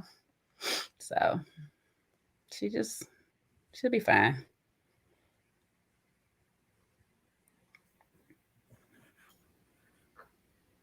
Any other thoughts about Corvair, DeMario, the mix-up? Mm-mm. And I see you, RC girl. We're not acting like Marcia. Marcia gave all season, baby. We don't even have to talk about her. She was given all season. Okay. Marcia was serving the fashions. So Yeah, Marcia looked great as well. You know, I would say all the ladies, you know, look good for sure. Everybody, everybody looked pretty good. You know, the fellas, you know, they're in Miami, so everybody had on loafers and had their ankles out. So I get it. Mark Anthony had his chest out. He likes to have his chest out. That's his go-to look. You look great. Anthony also look good. Great. Who look good? I like Anthony's outfit. Did you? I thought so. Okay. You know, I'm trying to be fair. I thought He seemed like he was going to the Oscars to me, but Yeah. I mean, yeah. He seemed like he was on the way to a basketball game. He looked like the NBA players right now. He had on a tuxedo, Jay. That came up to his calf. Oh wait, we talking about Anthony. You think about Andre. Yeah. Yeah. We know. Yeah. Anthony was dressed to go out to Oscars. Yeah, he was definitely going to a award show afterwards. He was ditching them. I like Jonique's dress. I liked her dress. With the yeah. I kind of wish they didn't sit her on the side sometimes with her feather in the way though, because true. They should have been more front and center because it was a really good dress. That's the dress I would have wore. Yeah, Andre's outfit, Lord, and I think he had like sparkling shoes. I'm like, what is going on? I'm trying not to mention the outfits I don't like because I feel like what Jesus say? What's the golden rule? Yeah. Do unto others as you would like them do unto you. If you can't say nothing nice, say Nathan. I don't think Jesus said that, but Jesus ain't say that. You right. Hold on. I need Bible thumping coach. When I got Deacon Sean, he can help. And look, JB Bible study, you can help me out. That's what I said. God said, I'm trying to keep up with y'all. Just say Nathan. What they say, reform Deacon Sean. What they say about I'm the reform deacon. the reform sat down. I've been sat down. Yeah, Nikki, I'm glad you said it because I'm not gonna say it. But whatever Nikki just wrote was really bothering me. Nikki said Nathan. Yeah, Nikki ain't say nothing. If y'all could read it for yourselves. Nikki wrote. But I really liked Johnny's outfit. It's one of my faves. I mean, Morgan looked What was she all worked up again? She was worked up. She was fussing with Blue, right? Blue. Yeah. What was she fussing with him about? Sean, did you just zone out through this whole thing? Yeah, she was because he called her after she got eliminated. He voted her out. He didn't save her. And he didn't use his save to try to save her, and then he tried to reach out to her to have a situation going on afterwards. He was trying to have a sneaky link, allegedly. Mm-hmm. Got it. And she was upset about that. Okay. Yes, I do. Now I remember. Because we wound up going down the whole Blue / all his legal woes. So I think it got I lost track of where we landed with that whole thing with those two. But I just remember her fussing and tussling. She was reminding me of you know who she reminds me of? Who's Joelle? Which one was she? Oh, is that Vernisha? She reminds me of Vernisha so much. When she went in on Joelle, oh my God. Yeah, Janique reminds me of Vernisha. Absolutely. Can we just mention for a quick section since we was up on Corvair? No, when we was on Lyndon. No, on Corvair. I'm sorry, it's on Corvair. When she sat there and said she want her man in therapy. And the two worst was in the back talking about, yes, girl. I said, if you help us, don't stop playing in our face right now, knowing that y'all need to be in therapy with them, talking about some yes, girl. Was that just me or was that an odd requirement? Am I weird? This saying not that a people need to go to requirement. therapy. You don't I even feel know if like- they need to go to therapy. Child, in this day and age, everybody need to go to I'm therapy. sure we all can use it, but I'm saying like you don't even know.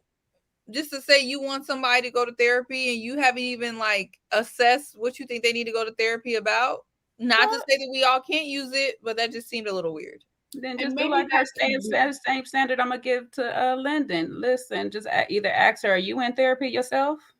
Because if you require me to be there, you better be there too, or whatnot. Or okay, you're not the one for me, girl. Go on. Maybe it could be you just need to self-reflect, right? Maybe this whole you need therapy that people say to one another at times, it's also like, hey, you might need somebody to talk to. It could be your friend, it could be your pastor, it could be some self-reflection before you make a decision. Maybe that could be it. But yeah, I think to just jump off the bandwagon and said you need to go to therapy and you don't know anything about what that person's going through is a bit too pretentious. Maybe it wasn't like you have to be currently going, but you had to have some experience before, at least like some type of therapy. Maybe that's what her requirement actually is. We already know that we having trouble with the communication as far as her relaying the message. So maybe that's what it is, that you don't have to be going as soon as we get together and start dating, but you have to have had gone before or actively doing it. Absolutely. I just think we're kind of swinging from one end to another. Like I know when most of us were growing up, Black folks going to therapy was weird, taboo, odd. Mental health was not something that we talked about, right? And so there's been like this big push. I know Charlemagne's been really good with this and others about mental health, going to therapy, right? But now I think we're like we're really like, it just seems like in life we don't know how to flow in the middle. We can't understand nuance. We can't do stuff by case basis. Like now we're swinging all the way to the other end. Like I can't date somebody unless they're in therapy. I mean, again, I guess I go to my default, whatever works for Corvair. No, you're right. See why? Her mate needs to be able to match that.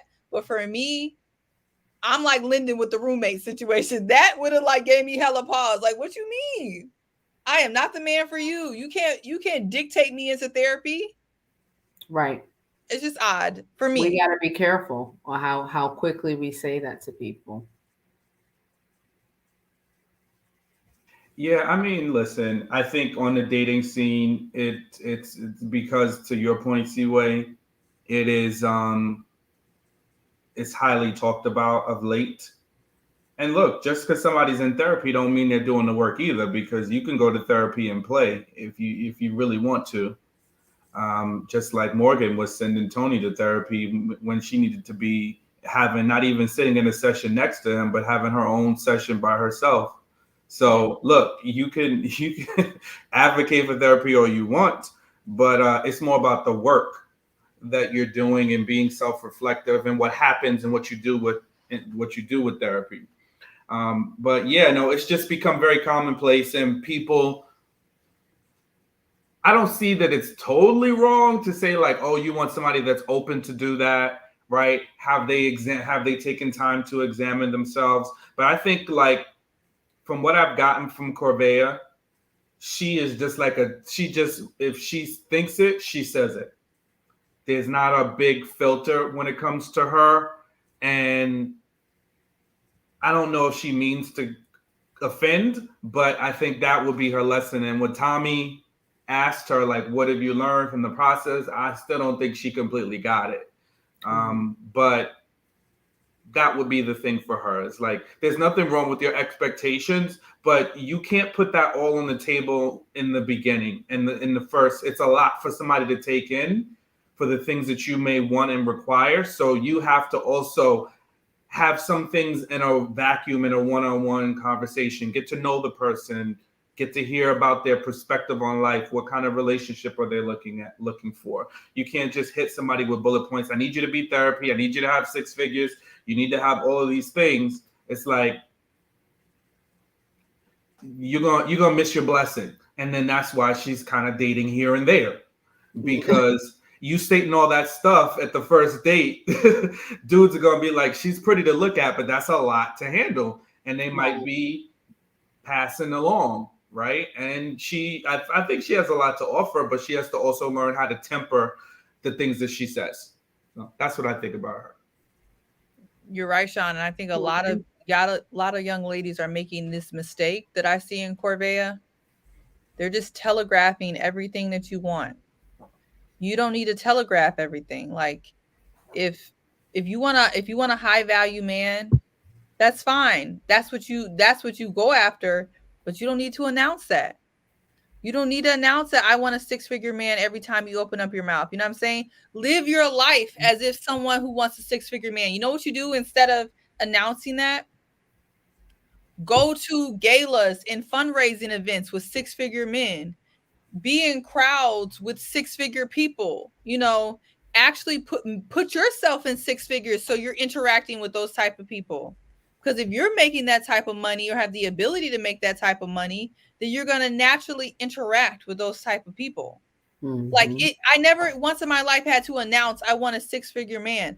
Everyone that I interact with, for the most part, except for some of my childhood friends, which I love to death, but as I moved on in life, everyone pretty much is making the same amount of money, if not more. So it wasn't like I had to announce that. That was just the men that were around me. It's just, that's just what happens. And the same thing goes for so many other things. Like if you want a man that believes in God, you know, don't try to meet your man at the club. A godly man can be at the club, but you get what I'm saying. Like you have to just, you don't have to announce everything. And I see a lot of times that we're in this social media world. We just announce our list with every single thing that we want. And it's a turn off. And it actually ends up getting you the opposite thing that you want. So, I mean, I think it's because of that whole The Secret book, you know, putting your stuff out there in the atmosphere, manifesting what you want, idea of things and stuff like that.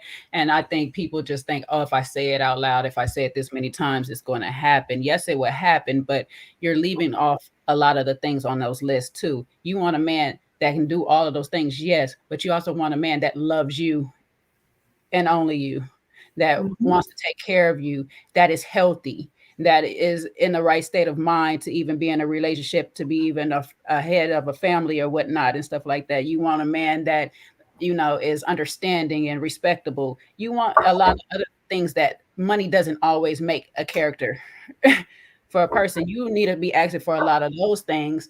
And if he comes along with nice wallet, like C-Way say, you put yourself in that room with him, now you're attracting the man that has the things that you want, monetarily wise, physically or whatever and stuff like that. But you're also attracting the right character of a man, because once you get into those rooms, all those men got the money.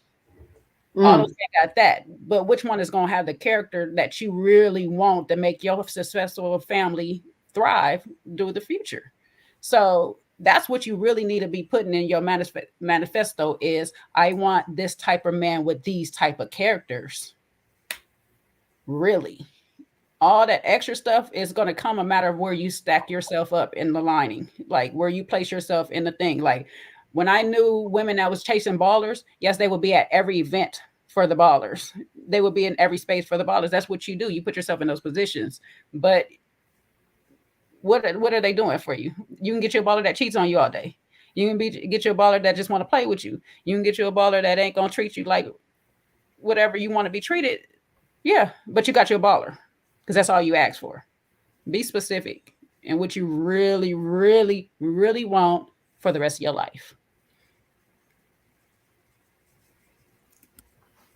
Yeah, I think all great points when it comes to that, and just if we really want to be ready to love, right? You know, it starts with us, and I think sometimes people, not just Corvair, just in general, they focus on who the other person is going to be instead of who they are, who they're going to be, what work they're doing on themselves to make themselves the perfect match, or the best match, best fit, rather. You don't want to say perfect, but best match to be with that person that they want to be with, right? So, you know, I think that's good. You know, we're going to save Morgan and Tony for the end. Who else? Did we get everybody? I feel like there's somebody that we're missing. We talked about Janique. We talked about We talked about Blue. We talked about Demario and Corvair. Who else? Who else is out there? What other couples were left? We definitely talked about Andre and Jeffrey. We talked about Susanne and Blake. Lightly touched on Mercedes and Mark Anthony. We'll see more hopefully in part 2. So yeah, I think let's dive into the hot sauce of it all with good old Morgan and Tony. Yeah. And Lyndon for kicks. Yeah. And Lyndon for the stray. And then we could add Mark Anthony. Mark Anthony, no, you Mark can add Anthony got obliterated. You can ask a few of the ladies too. Ask Marcia on there too, because shoot, Morgan came out with a Tommy gun. It was like, everybody could get it. Yeah, Morgan cussing Mark Anthony had me in tears. I'm not gonna lie, that was the funniest thing. And then you and Kojo last night going back over it had me crying some more. Wait, So rude. What? See, all I could freaking think about is New Jack City. Morgan was like, "Sit your $5 ass down before I make changes." And it was Tony saying, "Yeah, sit down," pretty much. I was like, why are y'all doing my mans like this? Right. I was like, what's happening? Yeah, he did nothing wrong. He didn't want to get Morgan even more riled up. So that's why he was like, Saint, just chill, bro. Just chill. Like, just please, don't. This ain't your fight to fight. When I literally say these disrespectful. people from Gotham City, here's my list right now so far, okay? I got Jeffrey as Poison Ivy, Tony as the Joker, especially in that purple coat. Good job, Tony. Morgan as Harley Quinn, Blake as I'm Batman, Susanne as Robin, Andre as Enigma, Corvair as Batgirl, and Blue as Two-Face right now. That is so accurate. I gotta get the rest of these people. I'm glad you got Tony as the Joker, because I think a lot of people don't see. I think a lot of people do see. At the end of the day, there's the gas, and then what is it? The lighter. How it go, Sean? Whatever it is, they what they combine it. Whatever it is, combustible. Okay, like y'all help me out. He literally be putting gas on it, right? and she look. Let me take the fire out of it. He's the all gas, and she's the no break. Okay, she has no chill, and he's all gas. They just respond to each other. I think they like the toxicity. And that's all. Because as soon as he said, "You will not disrespect me," she took off, and he knew that's all she needed. Like, you will not disrespect. She's like, nobody disrespecting you. I am so sorry. I know we're supposed to be serious about the way she was coming off in that moment, and I don't mean to laugh, but it was just so out of nowhere. It just caught everybody off guard. So if you have the sense of humor like we do, that's why we find it funny. I know some of y'all gonna be like, "Oh, y'all shouldn't be laughing. That was abuse that she was giving off." Yes, it was.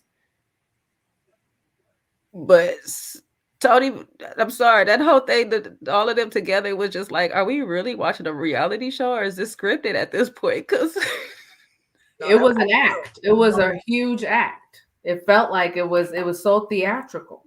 But I think the crazy part is I don't think it was fake at all. Like, I think them folks do that on the daily. Yes. Which makes it problematic. Exactly. You're watching it like this isn't real, but it's really their reality.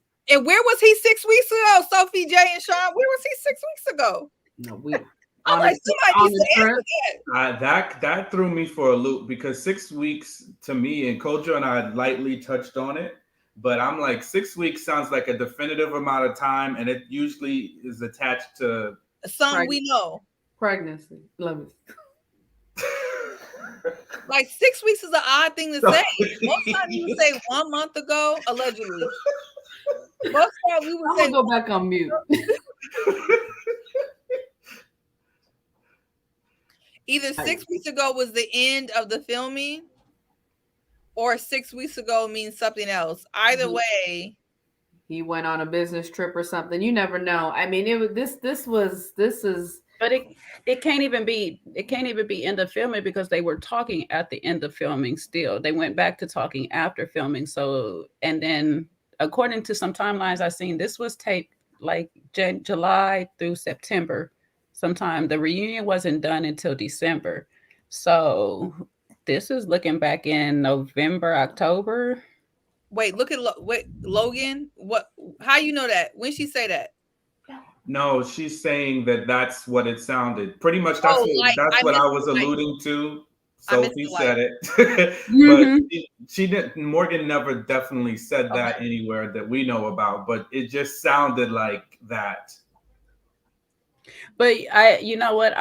Okay. So on a serious side about these two, and specifically Morgan and Tony, I was really upset with Tony when he got to sitting there saying, "Oh, I had my kids. It was this and that, and all these things that you had prior to coming to this show that you knew was going to be a factor in your dating life. Period."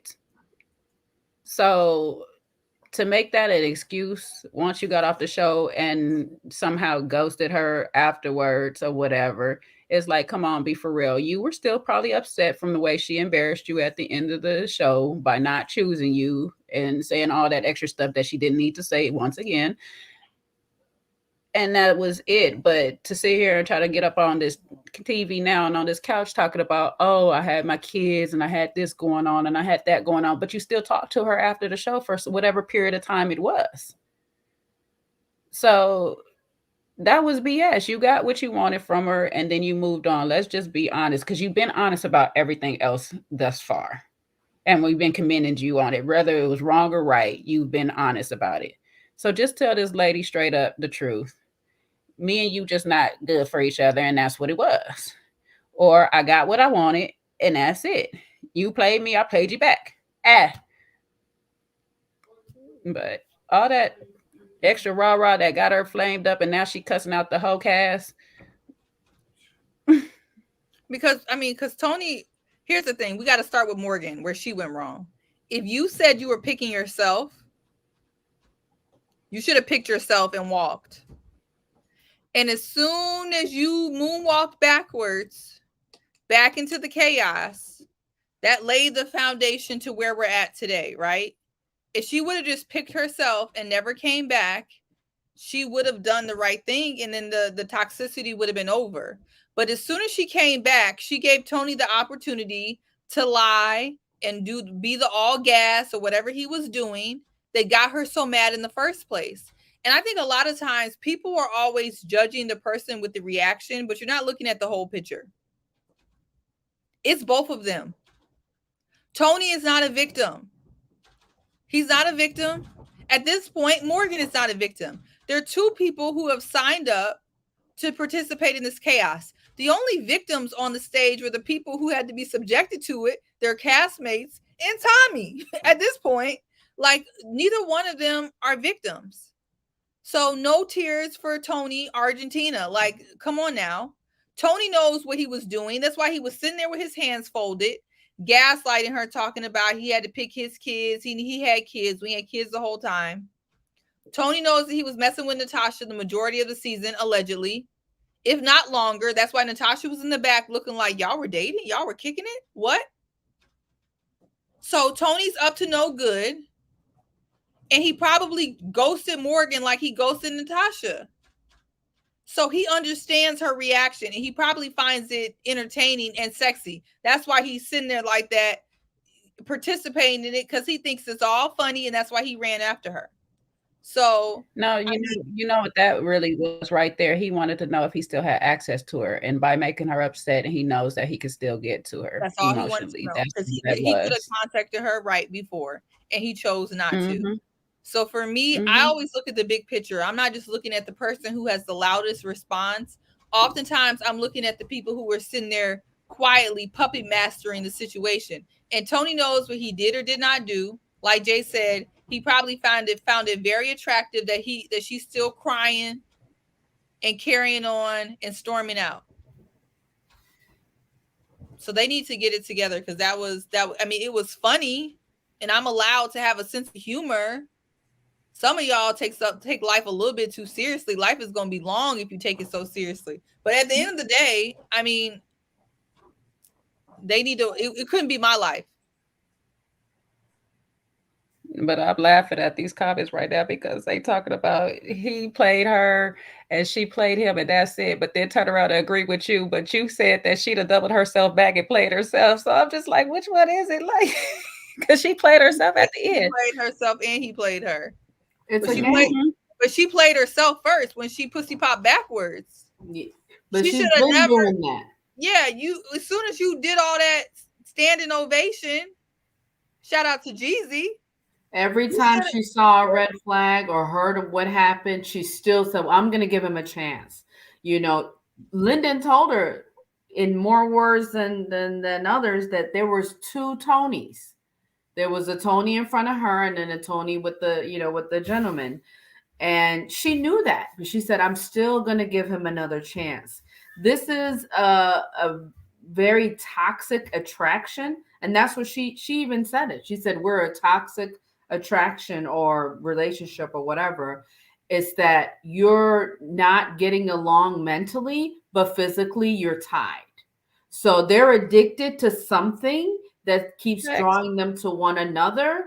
And, you know, have you ever seen the movie Sleeping with the Enemy? It's like you're sharing a bed with someone or you're being intimate with someone that you're not supposed to be with, that you really dislike. But because you've gotten some type of bond with them, you've done there's something that has joined them together. It's very, very, very hard to draw that apart. That's why it's so dangerous and not easily to play with. You have to, as toxic as that person is, as much as you're attracted to him, you got to really resist that, because it could turn into something that will cost you years, time, health, mental health. And look at them. They look very unstable in terms of back and forth. And it's like, run something back for me, Sophie, because you said she the one who said toxic. Did she say it before? Because I remember Tony saying it, and she blew up about Tony calling her toxic. She said it at the reunion. She said, yes, it's a toxic relationship, or it's a toxic attraction or something. What part she say that in? Because she blew up when Tony said it. No, Tony said it. She blew up. Yeah, she blew up when Tony said it, because she went off. I'm not toxic. That's how they started. Them shots started getting fired, because he said it's a toxic relationship. She said, I'm not toxic. I was like, oh. I think it actually was Tony, but then he proceeded to be toxic, Simone. Because it's a toxic relationship for them both. But she the one who excluded herself out the toxicity. It's like both of y'all together is toxic. What are you talking about? That's what's toxic. Yeah. But again, this back and forth, going back to she knew it was toxic, but she still went back to it. And yeah, it's just one part. I think I read somewhere that said that she was trying out for Love and Hip Hop Miami. They were just joking, of course, but it does seem like she's really putting on a real show up here. It's like maybe theatrics should have been her calling rather than this dating show, because there's a huge lack of self-awareness in her, and she thinks it's just funny. I don't know. Maybe her and Jeffrey are very much so aware of the cameras. I think they're made for TV, and they're reality TV gold, right? They're getting a lot of airtime for a reason. They're entertaining, and they're polarizing, and they're provocative. Yes. And they're the reasons why people want to talk. They're half the reason why people get on here just to debate that she's toxic, all to watch it another episode. Okay, like it is what it is. And so she knows that people love to hate her, love to defend her, whatever side you're on, or love to be neutral and nuanced, whatever it is. She knows, and she has everybody's attention. But see, I can't go with that she knows or whatever and stuff, because if this was live and we're going through this and we're talking about it as it was live, that's a different thing. But this has been filmed. I wonder if the producers are giving her feedback, because it seems like people know. But even okay, so let's take away that she knows. The problem is if she does not know that this is her actual behavior and this is not right, and I'm gonna tell you that she did not know, because she wouldn't have gave that apology that she gave Natasha, saying this is not the person on the screen. I'm not familiar with this person or whatever. So I can agree that she was set up to do the most, and she ran with it. But this is within her. This is definitely something within her, because you can't run with something you don't have in you already. So to be acting like this on the TV and knowing that this is a reality TV show, I wouldn't even want to pick up that character, to be honest with you. Y'all would literally have to really make my pockets count for me to pick up that character, because to pick up this type of character is hard to let down. You know what I'm saying? Just people that are on the reoccurring reality TV shows, Giselle, Kenya Moore's, all of them people had to pick up them characters and literally carry them characters for seasons before they can let it go. And some of them just can't let it go. Mm-hmm. Because once you start acting like this, this is you. This becomes you. And I think this is like this is really Morgan. And I think she really needs to see that she is a part of the problem that she finds herself in. You can't sit here and remove yourself from a toxic situation when it takes 2 things or more to be toxic. You are a part of that. Tony is not walking around being toxic by himself. You are not walking around being toxic by yourself. You two together is toxicity. You might be with somebody else and it might work, or it might be another toxic combination. We don't know. But sweetie, you're not excluded from that combination. And she got to stop doing that. Every time it's something, Tony need to go to therapy. Well, what about you, sis? With this relationship, the crazy thing, Tony says this relationship is toxic. He didn't say she is toxic, I am toxic. This relationship between us two is toxic. She jumped on the thing. I'm not toxic. Sweetie, with this man you are. Because look how you firing shots at Mark Anthony, Marcia, everybody on that other side of the couch. Why does he have you that worked up? You should never give nobody that much power of yourself. Especially for this situationship, because that's what it is. It's a situationship. So that's crazy. You need to find yourself. Like, seriously. You want to be clapping in the back about how the men need to go to therapy before they get in a relationship. You might want to do something yourself too.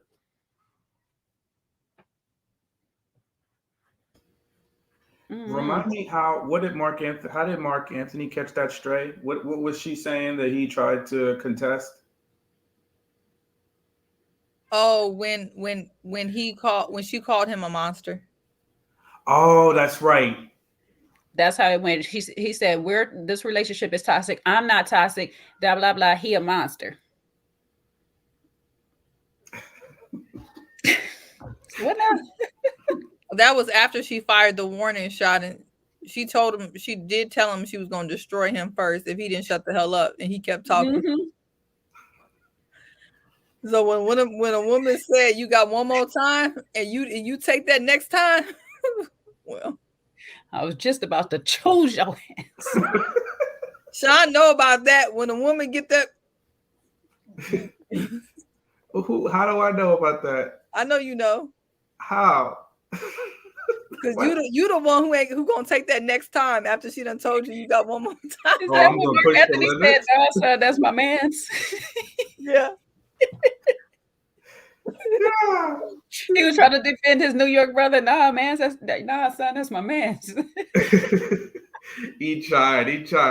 But listen, Tony was like, nah, bro. Just be easy. Stay over there. Please.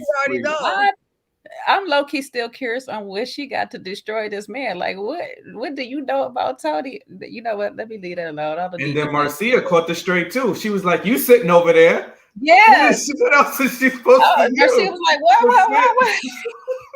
Marcia hit the matrix, or she's like, oh, girl, hold up. She's like, you sitting over there looking. Okay, what right. is she supposed to do? Marcia's like, But we see they're gonna be tussing and cussing each other out the next one. Wait, can we just rewind to the beginning when they was talking to Lyndon about his thing and how Tony was looking? every time, oh, them cutaways when they get to Tony, first of all, he was trying to hold it in so bad because he was fuming over there. What did I write down? Because that shit was funny. Oh my God. Oh, when they talked about how did he feel about the kiss that they shared? It was even before the kiss. It was like he gave a side eye when they first cut to ask about Morgan and Lyndon together. And on that one date that we never seen, because I don't remember that date. Y'all remember that date that Morgan and her was on? And she was wearing the green and she said the hoochie daddy shorts. I do not remember that date. So we never seen that date, huh? We did. Yeah. I remember that. Oh, okay. I don't remember. I remember it. Well, she was treating him like a little kid that date. Okay. Well, I don't remember. And then on that bubble date with him and that kiss, oh my gosh. That nigga was looking back like he was back in the car on the way to the resort. Remember when he was in the backseat of the car on the way to the resort with them? He was so mad. I was like, dude, he didn't even want to look up every time they was talking to Morgan and Lyndon. He was looking down like this. Or whatever. And when she sat there and said he a unicorn, and that man looked, he said, I saw that. I did. Yeah, but you know how she really got him when they were on the yacht, and she chose him as the most attractive or most sexy or whatever title she gave him. Yeah, because I mean, he was really in his time. I'm sorry, Tony was really in his bag. He was really feeling himself like he was not feeling like nobody there could touch him when it came to Morgan, and he was sadly disappointed. I'm so sorry. Yeah, and I got to give Tony a lot of credit because he took a lot of blows. First of all, we still got to call out Lyndon for the dry snitch of it all. That was he was blocking by meanwhile coming back and telling him, oh well, guess what? What if Marcia was still here? You can have her, right? So he definitely shouldn't have been the one to come back and use that. And again, Morgan got caught up in the crossfire and that. And from what I understand, I believe he was talking to Mark Anthony, and Lyndon overheard. So it wasn't even like he directly told that to Lyndon. So Lyndon was dry snitching. Yeah, they say that there, but when I watch Lyndon's thing, I give Lyndon mad credit though. Like you watch his review, his interviews, and all this, and even on this reunion, the honesty that Lyndon had is unmatched right now. Like the self-awareness and honesty about self is unmatched right now, because I have not seen anybody yet get up there and be like, yes, I felt a certain way about their relationship. It made me feel, intimidated. I've never seen a man get up there and admit that or whatnot. To sit there and be like, yeah, it wasn't the best thing that I did. I wasn't planning on telling her like that, especially in front of the group. I was actually planning on telling her in private or whatever the case may be. I know everybody might be like, oh, that's breaking bro code, all that stuff. To be honest, we always say there's no rules in love. And what's the saying? I forget just that fast. I lost it. It's all fair in love and war or whatever and stuff like that. So, if I'm on a pretty much a game show aspect, a person is acting one way with me, and then when people come around is acting another way, and I'm a type of like person that carry myself a certain way, yeah, I might say some stuff too. It might not be the best look or whatever, but at the end of the day, it's a gameplay. So it is what it is. So y'all can fault him for a lot of things, but he owns his stuff. He takes accountability. I like it. I like that about him. It's just like, all right, I did it. Wasn't a good look. My bad. Why was he holding a girl's hand on stage with a girlfriend? What you think he did that for? I don't know if that was nerves for her, because you have to think about the setting. We know that they mix around a lot of how they stage a lot of this stuff from how they edit it and how it's actually recorded. So it could have been trying to calm her down, because the Tony and the other scene could have been taped before. I have no clue. I mean, they still had their distance between them when they was doing it too, though. So, and he could still be being petty, making Tony mad. But he said he got mad respect for Tony. He was like, he was actually one of the dudes he actually looked up to, and it was like actually really building a relationship with, which was kind of odd too. I was like, okay, all right. You know, y'all going for the same girl, but all right. But yeah. Yeah, I could be mad at Lyndon for it, but I commend him for at least being owning it. Yeah, he definitely is vulnerable and open. He wasn't, shy about admitting to that. But I think he dodged a bullet. As much as he was attracted to Morgan, seeing all this transpire, it's like, And maybe he's not that serious with his new girlfriend. And that's why he's able to hold what's her name's hand. I mean, I think they all get pretty close. All the cast members seem like they get close after, each season. So, but I am interested in finding out about who was the lady that he supposedly slept with? Natasha, is it? Tony? Tony, yeah. Yeah. Yeah, I'm interested to see if they're going to bring that up next week, and also, it's coming up. Also why she was so shocked that she was shocked that they were still talking or something. She was. So I have a feeling that she might still be involved as well. Tony seems like he has, he definitely has game and good game enough to catch a lot of women that fall for him easily. He might have a way of just tangling them up and holding on to them and making it difficult for them to let go. I think that might be his game. Beware. Apparently he got some other game too, because she can't get that off. She can't stop swinging off that thing right now. Right. That's what a lot of people are saying in the chat too. Yeah. Oh. I'm just saying, I ain't never met none that good that is gonna make me act a plumb fool for it. Like, come on now, okay. You talking about Tony still? Yep. Mm-hmm. That's what it is. I really think that's what it is. I don't know. See, I'm a different type of breed, though. I met some good ones, but I just distance myself automatically. Like, okay, I see you make me crazy. I can't mess with you. Yeah, you learn from the first time, and maybe people haven't learned. Sophie. I just stay away. I just know me. You see, that's the thing. I just know me. It's like I can only take so much of you. I gotta leave you. You see them coming, so you're like, Mm-hmm. Yeah, that's for the college days. I kind of.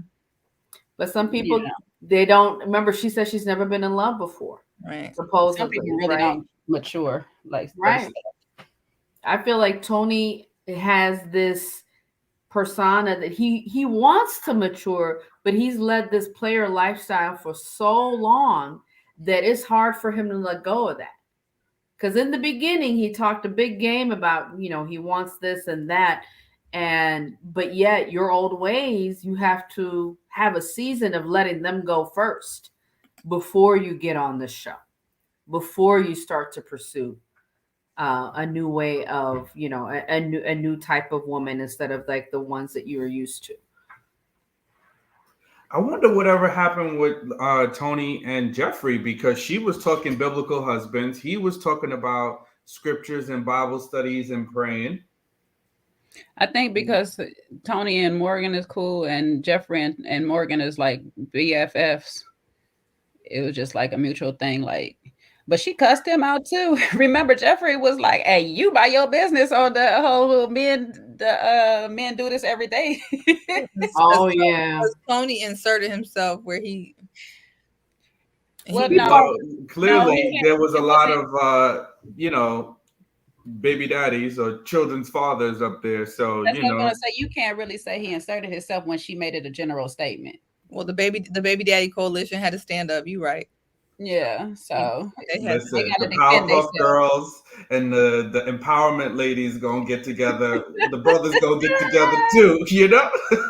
I'm glad Tommy. That was the one time he had control of his stage. The one time he said, "Okay, we ain't gonna make it about men and women. Can we talk about y'all?" I was like, "Thank you, Tommy." Tommy said, "Hold on, now. I might be somebody daddy out here. My dad gonna say we not gonna do this today." I'm not even getting to the weeds of that. I don't give a F. Can we get back to? Can we talk about, because I know we didn't really, I don't know if y'all talked about that or not, but I was just really trying to figure out how other people was asserting themselves outside of the men, because I was like, yes, it's her experience, but it's her experience with those two men, not all men that she's speaking of. Like, let's clarify everything, since we gonna clarify some stuff. Her experience with the men she chose to be with wasn't the best. But don't group all of ours. Wrong. Well, technically, she says black men do this every day, which is true. But that insinuates that all black men do it. And but when you single out black men, it's saying like we are the only men that do that, and it's also has nothing to do with the fact that the kids' fathers in her lives are not around, and what is the reason.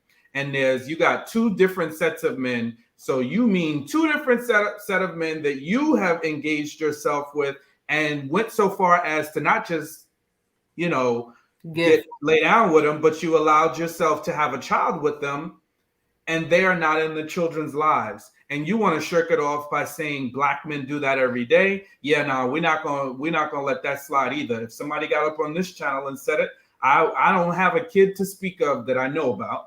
And I'm not going to allow that to go through, because it's like it removes any responsibility from yourself, and it's attacking a group of men that don't need to be attacked. Absolutely. And there's so much stigma to that. There's so many other things that cause a lot of things to happen. So to just denounce it and just say, well, black men do this all the time, no, she didn't need to add the part about black men. She didn't need to add that comment. You have to be careful what comes out of your mouth. Well, and but that was in response to Andre. I just want to set what happened. Andre was saying men just don't leave their kids like that. That's what Andre said. And her response is black men do this every day. Now, maybe she should have said men do this every day. That's instead it. of black men. Because it's not just black men that are doing this. Because it's not just black men, right? But if we're gonna call a spade, people are gonna be mad at me about that. This proportionally, black men do disproportionately leave their children over other races. I know people want to be in denial about that, but that is true. Regardless, in this situation, she should have just said men leave their kids every day, in response to Andre's acting like it's impossible for a man to leave his kids. And I think there statistics do we have clear statistics that say black men leave their children? That's what I'm saying, Sophie. Clear, like small debate on this, because there's variable reasons why black men are higher on that list. It's not just that they up and chose to leave. Some of them are not just up and choosing to leave. There's situations that have made them either be put into the ground or put into a cage on why they're not there. Now, whether it's their fault or not, that's a whole different story. But when we go around the world, this is a situation where people abandon their children on a regular, because there's women that do this too. We're not going to sit here and just act like men just do this as well, because there's a bunch of orphanages. And if we start going through all those numbers and all this stuff of how people get abandoned and left behind, that would be a whole different thing. So she knew what she was doing when she made that comment. She could have worded it better. And yes, he could have sat there and said something else on why your two men left your children. That just don't make no sense, especially the first one, because when you do that math, the first one spent some years with at least one of them children. So why would he up and just abandon his child is a very valid question. And you need to have an answer for that. Now, the second two, that's a whole different thing. Now, if she was running around and she had a baby, got pregnant or whatever, and these men disappeared, she could probably stand on that saying that men do this on a regular. But men usually don't leave a child that they bonded with and not still keep in contact with that child unless somebody is in between drawing a wedge. The lack of accountability, again, going back again, it's pointing the finger at others instead of looking at yourself and having self-reflection. This is the biggest issue that Jeffrey has. She doesn't have a mirror to look at and have a conversation to find out why she does the way the things she does. and why things happen. And for her to look for a biblical husband, and yet she's so reckless with her mouth and how she could easily call somebody or a group of people like she just did right now, and yet still require a biblical husband. Your discernment is off here completely, because you're requiring something that you yourself don't have the ability to have, right? Are you a biblical wife yourself? If you're so quick to dismiss a group of men because of what's happened into your life, and maybe that you're not taking accountability for, again, step back, do a bit of reflection, get some counsel. It doesn't have to be a therapist. It could be whatever help that you can get to help you look inside and see, why do I expect for greatness to come to me, but I'm not giving greatness out? My actions do not reflect greatness. In fact, every chance I get to kick somebody while they're down, or if they, every chance I get to retaliate or, talk back, I'm reckless with my mouth. That is not technically a biblical wife, right? She's not being wise with her words. She's not she doesn't have discernment. So it's if you want to be equally yoked, you have to work on it yourself. So yeah, the brokenness within, I really believe the root cause, there is some bitterness towards the men that she's had children with. And that bitterness or that betrayal, that abandonment of that relationship is causing itself to reappear every time she is in a new relationship.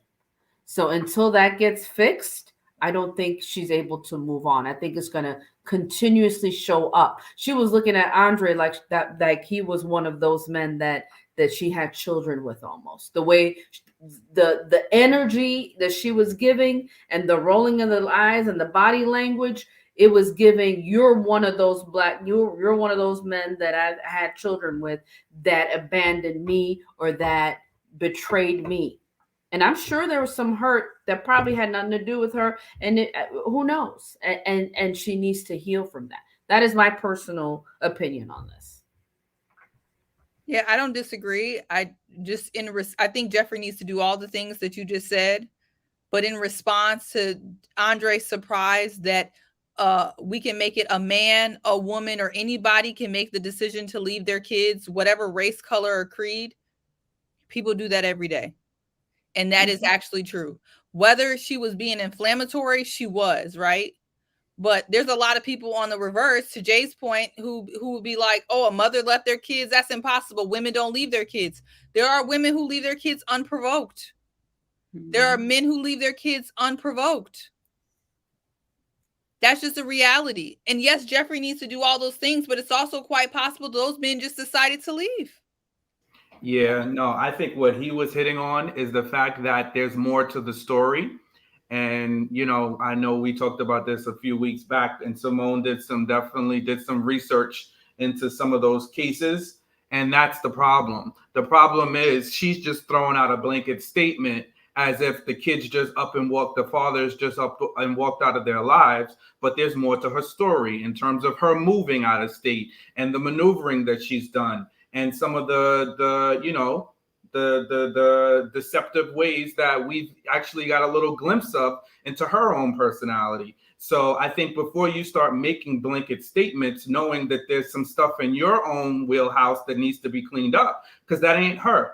There is more to her story. You need to be careful of driving narratives, that people start to believe. And we can talk about statistics all day long, but the statistics can be broken down and interpreted in a myriad of ways. So not my intent, but I'm just not going to accept and say like, oh, black men just do this all the time. Then why are you interested in black men? Why are you on a stage full of black men talking about black men in a blanket statement like that way?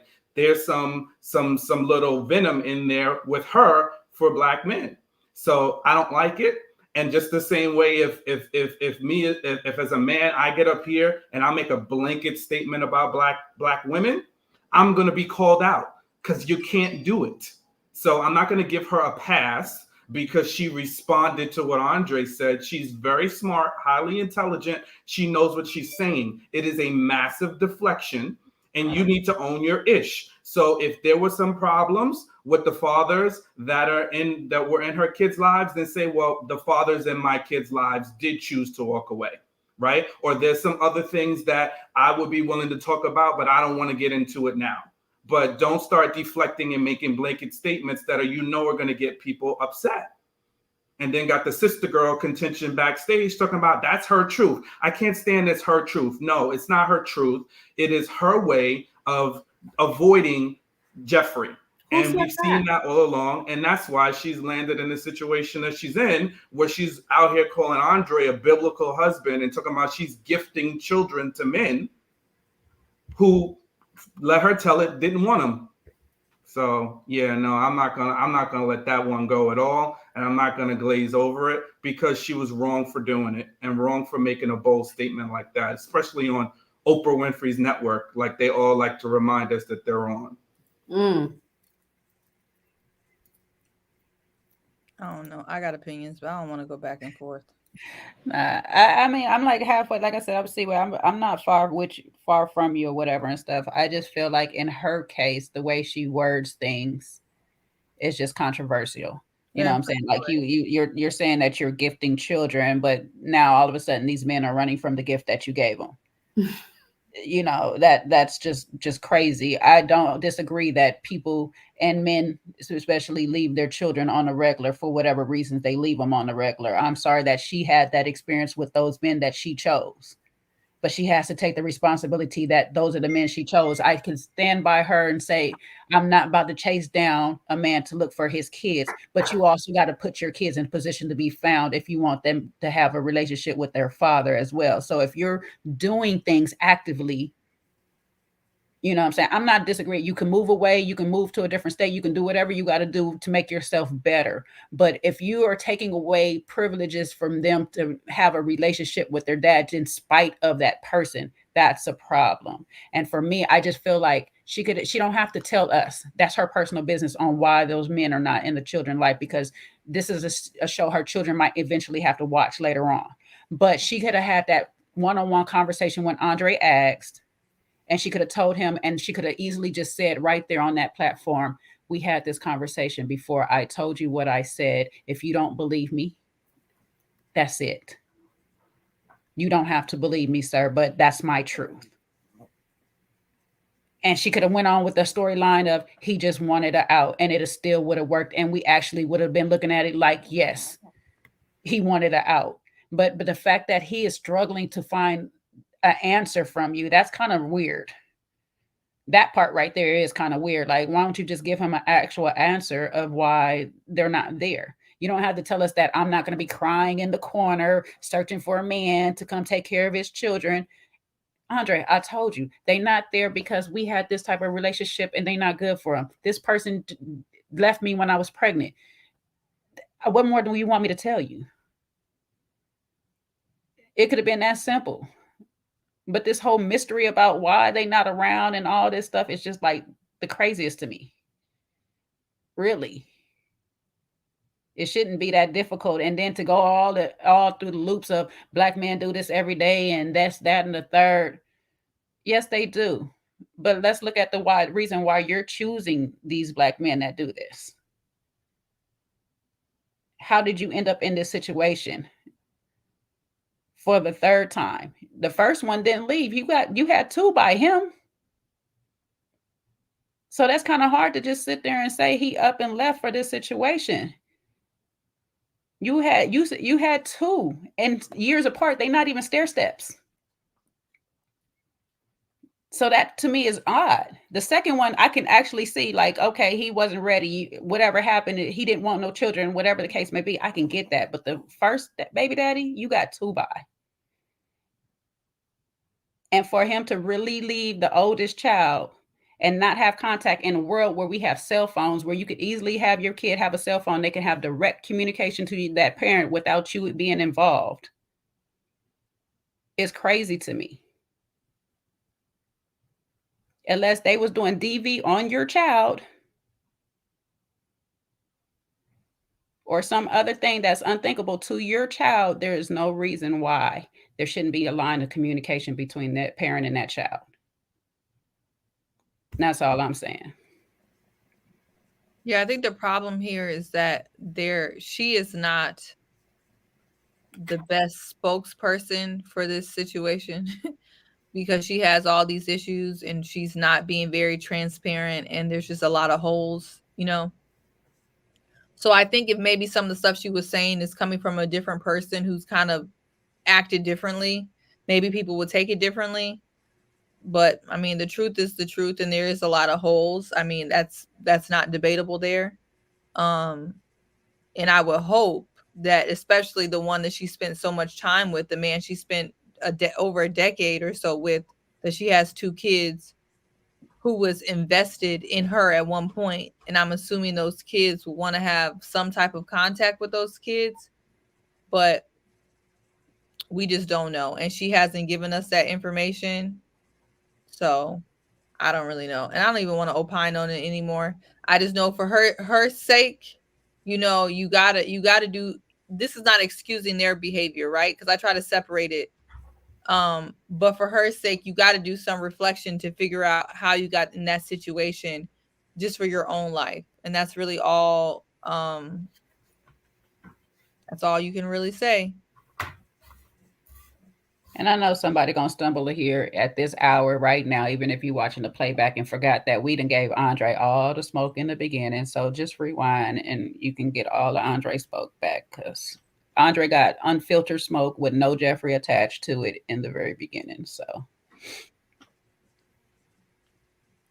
I know somebody, y'all didn't say nothing about Andre. No, he definitely did. Because he definitely was at fault for choosing a woman with kids. Multiple women with kids to be his choices. I think he just wanted to be at the end to finish. He liked her. They were attracted to one another. They had good chemistry initially and just never thought about, you know, the next chapter. It was just right here, right now. Sometimes, you know, I feel like he could be, you know, caught up in the romance. A lot of people could be caught up in that first stage of romance, and it, you know, and then what happens next? So yeah, I think the more honest Jeffrey becomes, the more clear and, you know, the more clarity she has about her past, the better she's going to be. The cloudiness about it is just it's not helping the situation. And then these bouts of rolling her eyes, her energy, her words, all of that is like, where is that all coming from? Because if you're in a good place, usually you wouldn't be emanating all this negativity. But if there are things underneath, then yeah, because she looks like she is not a good friend of Andre's at all right now. After that whole, you know, my biblical husband and the bathtub scene and all this and all that, it was so beautiful, it was so pretty, and now it's like, get away from me. It happens. We've seen it in other seasons. We went down Jeffrey Lane, and we've gotten off of Morgan, Tony, Marcy, Lyndon. Child, because they'll be back next week. The same foolery at the same bad time on the same. Since we talk about controversial topics, I got another one. So, you know, from black men hating to, we're gonna talk about ageism, because why Fabrice getting hit with the ageism comment? Because he acting like people daddy, grandpa's up all there and stuff like that. Oh. Meanwhile, he's only a year or two older than Tony or Blake. I didn't know where you were going with that, but yeah, he act like somebody nasty, creepy grandpa. Yeah, no, they told him. They was like, you too old to be talking like that. It's like, whoa. How about just, you shouldn't be talking like that, you know? We be age-shaming brothers out here. Yeah, I think Cynthia is the one that said, you know, he's old enough to be my daddy. And then I think that started that whole conversation. But, you know, yeah, he having been in France for so long, it's a very different culture over there where I'm not saying everyone's like Fabrice, but they're, it is a very secular nation, right? Where a lot of taboo stuff is okay. Like, for instance, did you guys know that the French president is married to his high school teacher? And that is for, who's like, what, 30 years older than him. So he comes from this culture of like taboo and extra, and it's not it doesn't work out for us in this country. But he was born, I thought he was born in Haiti, and then he spent some time in Italy and France. Yeah, he spent time in Italy and France. I think most of his time was in France, though, at least recently. I will tell you, though, last month when I was in Paris and I was in the club, I don't know if this has anything to do with anything, but them folks don't got no types of boundaries. So all them boundaries that Febreze is crossing, I had to tell 2 of them girls who climbed up over a rail to get in my section to stop stepping on my Jimmy Choos. And they was looking at me like I was crazy. And I was like, literally, I don't speak French, but I'm gonna do sign language. Stop stepping on my shoes. Why are you even here? I had to tell them like 3 feet, no pressure, back up and get out of my section. And then they slowly, but they thought I was crazy. I'm like, you're in my space. It's different. Definitely. It's different. I said, I can't be in the club in France. Like, what are y'all doing? Like, I need y'all to back up. Y'all need some boundaries. They legit thought I was tripping because I told them to stop stepping on my shoes. They're like alcohol that they didn't pay for. Yeah. Very weird.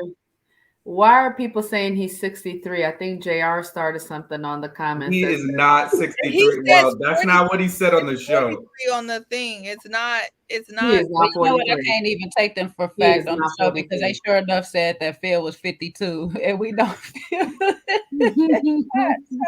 I don't know what age Fabrice is, but he was coming off like somebody creepy uncle, and that's all it was. But we had this whole talk. I'm not really sure why they Skyped him in or whatnot. I don't know why they went on to say that he's like the age of somebody's daddy, but I don't know how old is Cynthia? Maybe Cynthia is 36 or 8, one of the two. So he can't be 43. He can't be 43 for real. And be her daddy, yeah. Because I was about to say, I give him if he's 50 something, then okay, yeah, because that her daddy might be like 20 years cutting older. it close. Well, look, there's a couple of them, and we don't need to start naming names, but there's a couple of ladies that don't look their age either. But you that's true.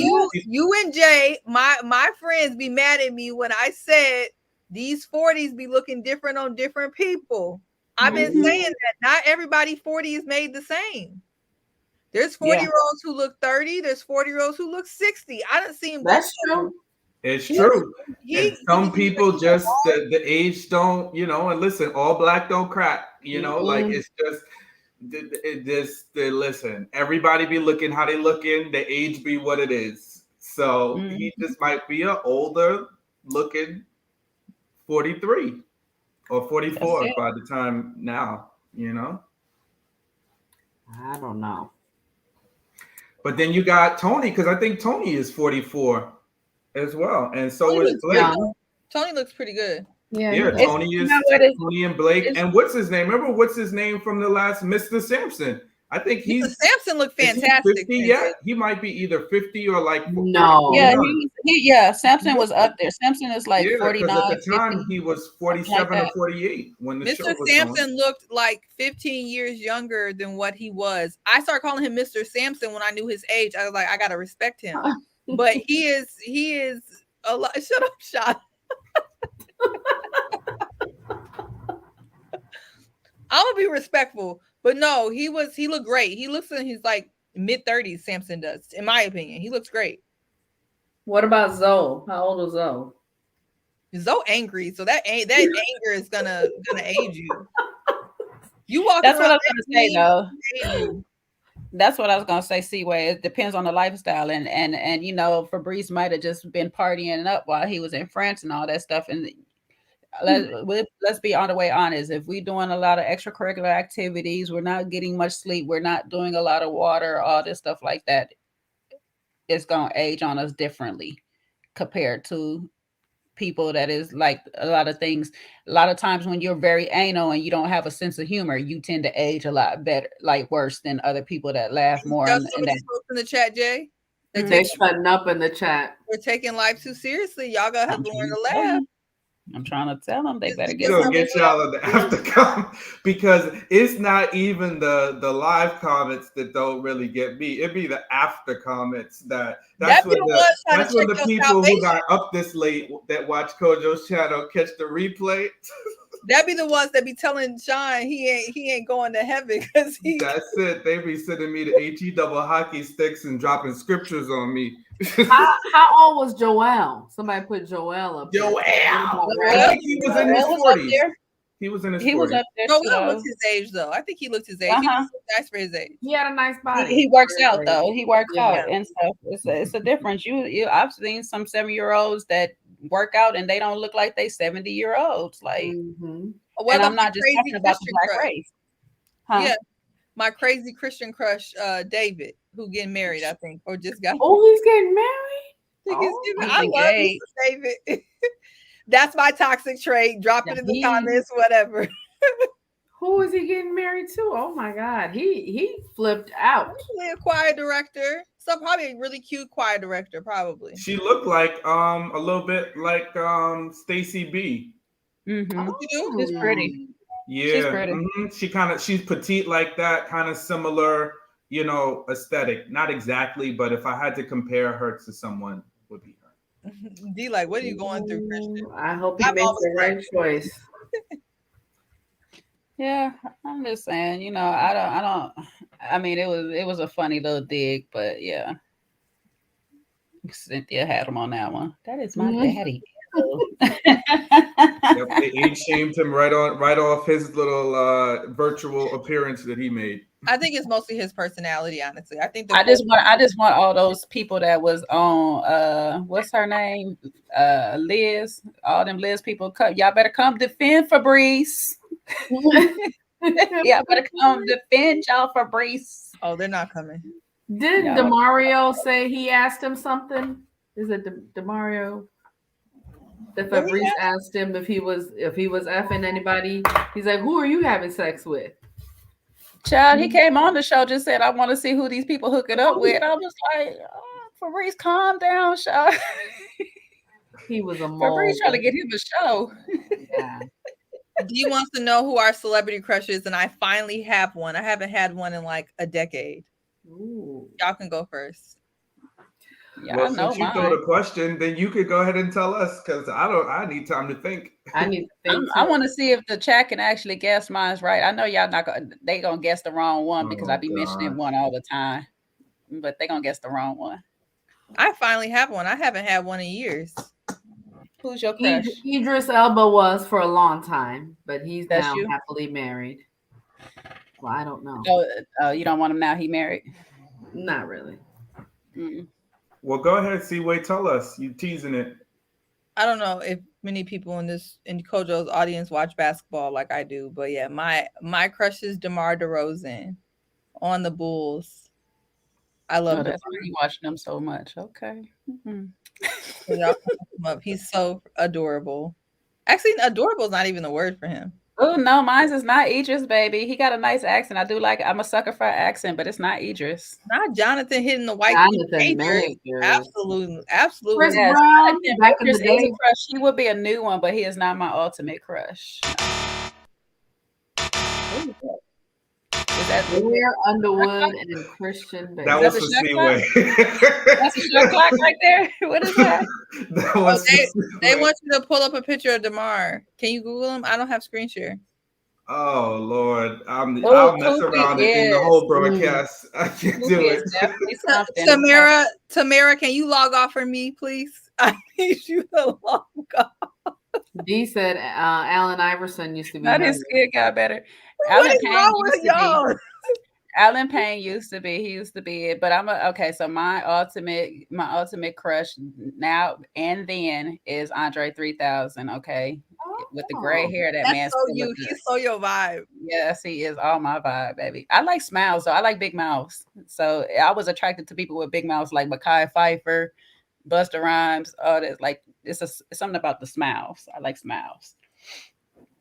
So See, The Cristiano, Rock.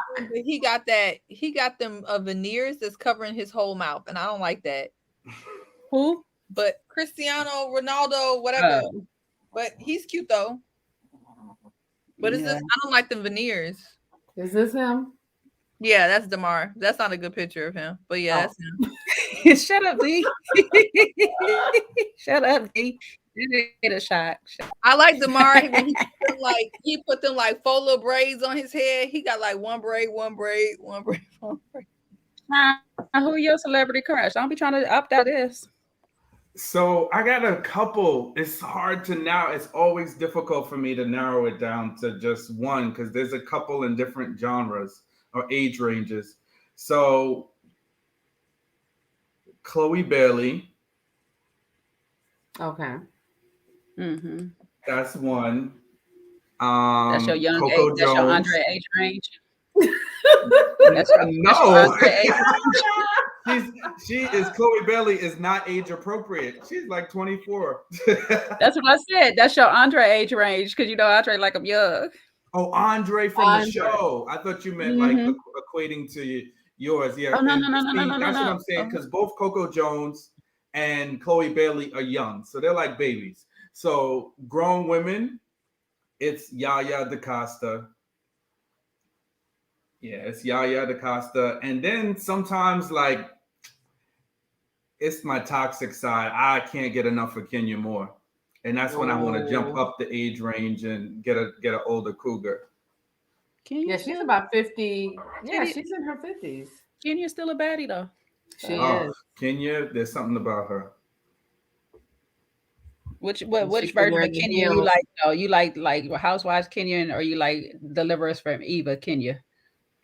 I like Kenya from. Remember, she was on the show with Maya Campbell and LL Cool J. Yeah, I like her there. Oh, Maya Campbell was so beautiful. I'm so sad. She ruined herself. I feel that break. She was another one. As a kid, my childhood crush. I'm giving y'all more than what you asked for, but you're gonna get it. So childhood crush was definitely Maya Campbell, Tatiana Ali. Oh yeah, Lark Voorhees. You know who another crush was, and y'all don't shoot me because he had an amazing glow up. But Marlon Wayne, y'all might have liked all them other Waynes, but I was on Marlon. Marlon's nice. He is cute, and he back single, y'all. I like Sean's choices. I like our choices. Mm-hmm. But yes, if I gotta go, it's a few people. Boris Kudrow was on there because I met him in real life before he got married to Nicole Ari Parker, and he's still fine. His brother don't look nothing. I'm like, he got the good genes. Let me shut up again.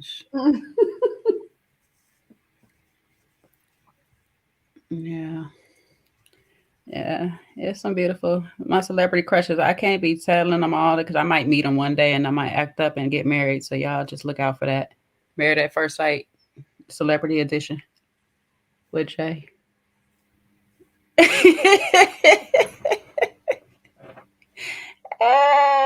Yeah, my celebrity crushes aren't actors. They're like R&B singers. They're mostly basketball players, probably. So. Oh, you know, who is my basketball celebrity? My Vince Carter was mine. Vince Carter, but yeah, but he talks like. Have you seen? It was in college Vince Carter. It was college Vince Carter. When he talks, it ruins it for me. Yeah, it wasn't the lead. El Michelle, which Jay-Z you like? Which version of Jay-Z you like? Because I see you write Jay-Z, so I wanted to know. True Love Forever. I already gave mine. Mine is DeMar DeRozan. He plays for the Bulls. I tried to get Sean to pull up the picture I just sent, but he gone somewhere. Joda Boris got his. It's not Boris. It's his brother. They just don't look like alike. They don't look alike at all. Mm-mm. I saw a recent picture of his brother. I like the French soccer team. Mm-hmm. The younger guys, the Mbappe. Did you guys see the World Cup? If we gotta go out of the race, though, no, he's black.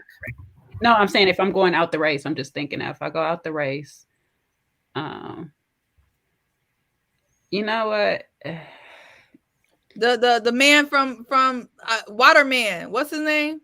Oh my God! But he's still black though to me. Waterman, the Not Aquaman. No, You mean he was married Aquaman. to Lisa No, Bonet. yeah, that's what she's talking about. Aquaman Yes, is fine. Brad Pitt, yes. You know what, Johnny Depp? I like something about Johnny Depp. I do not know what it is. Something I about said Johnny Depp's swag Idris. I like. People are asking that. I said Idris Elba, and Ryan then Reynolds, yes. I like me some Ryan Reynolds, and so I like Ryan Reynolds more so because of his mouth on him, because he be making me laugh. He is a hot mess. Yeah, I love him and his wife. Yeah, Jason Momoa. That's the Jason Momoa, yeah. what, and that guy who did Jurassic Park. That's another white dude. That's good looking. What's his name? He is Jurassic World. He is. He had glowed up, and then try to leave his wife or something after he glowed up. Or You something. know who had a wonderful glow up that was kind of hot as a kid though? Ryan Griceland. What is his name? Ryan. Yeah. Zach Morris, because he had that awkward phase when they went to the college stage, and I was like, but then when he came back, I was like, "Ooh, you back? How you doing? Call me." See, I can't do the Shamar Moores, Katie. I can't do all that. I need you to have some ruggedness to you, some medium ugly to you, which y'all don't want me to say. So medium handsome. Wow, that's right. What about Michael B. Jordan? Anybody like Michael B. Jordan? He's cute, but it's too clean. Cute. I don't know, something about him. Yeah, he's nice to look at, but it's something about him. I'm just like, it's missing something. I don't know what it is. Why D don't understand my choice here? Yes, Mekhi Phifer is definitely, like I said, I like a mouth, like a certain smile and stuff. So Mekhi Phifer was one. Leon. God damn it, so Leon. See? Jay, you know, what am I going to say, Jay? What am I going to say? I already named my light-skinned ones. You decided to go off camera when I did it. Because I said Boris Kudrow, Alan Payne. Oh, I got a lot of light-skinned ones. Don't try me. Okay, don't try me. I knew you would know. I'm like, come on now. Only thing about Alan Payne, and the weirdness about it too, because even with Alan Payne, all that hair he got all over his body, it still don't bother me. But I'm not really a fan of all of that. But for some reason, it worked on him in not Poetic Justice, but what's that daggone Jason's Lyric? I don't know why it looked right, but something about it. Method Man. Somebody put Method Man. Ooh, child, that's another glow up. He's not bad. That's another glow up because he only got better with time too. He did. I see. Okay, they gave this some Michael Ealy. All right. Tracy McGrady used to be so. The only reason Michael Ealy is not on my list is because I actually know he's short, shorter than me. So it's just like, yeah, Michael Ealy in a good movie, yeah, that's good, but he do got that little edge to him because when he on them dark movies where he being a bad guy to it, it's like, oh, I see the thug in you. Okay, I think Terrence Howard is fine. Yeah, Terrence Howard is fine. And the short one that's also fine from Why Do Fools Fall in Love? Nah, I can't do Lorenz Tate. He is such a square. That's so loud. I might want to see. I like you, Lorenz, but you a square. You know, if Lorenz pulled up, you be going. Look. No, he's still a square. I know his personality. He's still a square. He cool though. He cool. He's a little shorter, for me at least. Yeah. Now, Rose, what you like about Draymond Green? You like a little toxic too. They need to get you too. Sean Connery. Oh my God. Blair Underwood. It depends on the look of Blair Underwood. He can't get away with everything. I like him as an actor though. I'm just big on personality. So a lot of times people are like, I don't see it. But it's because you just gotta see how like people interact. Ooh, Russell Wilson is good. I thought you were about to say Westbrook, but yeah, both of the Russells are good. Somebody said the Tate brothers. Who are the Tate brothers? Not Lorenz Tate and his brother. Oh. I was like, not Andrew Tate. You know who is fine? Tony Rock. I think Tony Rock is fine. In a different way. Yeah. Bill Bellamy too. I seen him in also in a different way. I can see that. Mm-hmm. It's his personality. Bill Bellamy. You see him see where you'll like Bill Bellamy because it's his personality. Like he got a real cool, nice, like warm aura about him. Yeah, Chris Pratt, thank you. I can't say Robert Rashad. I met him. That's probably why, because he's different. I'm surprised somebody here didn't say Vaughn. That's how I know I'm not in the Chicago space, because Robert Rashad is a commie. Let's put it like that. Sylvester Stallone. Wow. Back in the day. Now what we doing?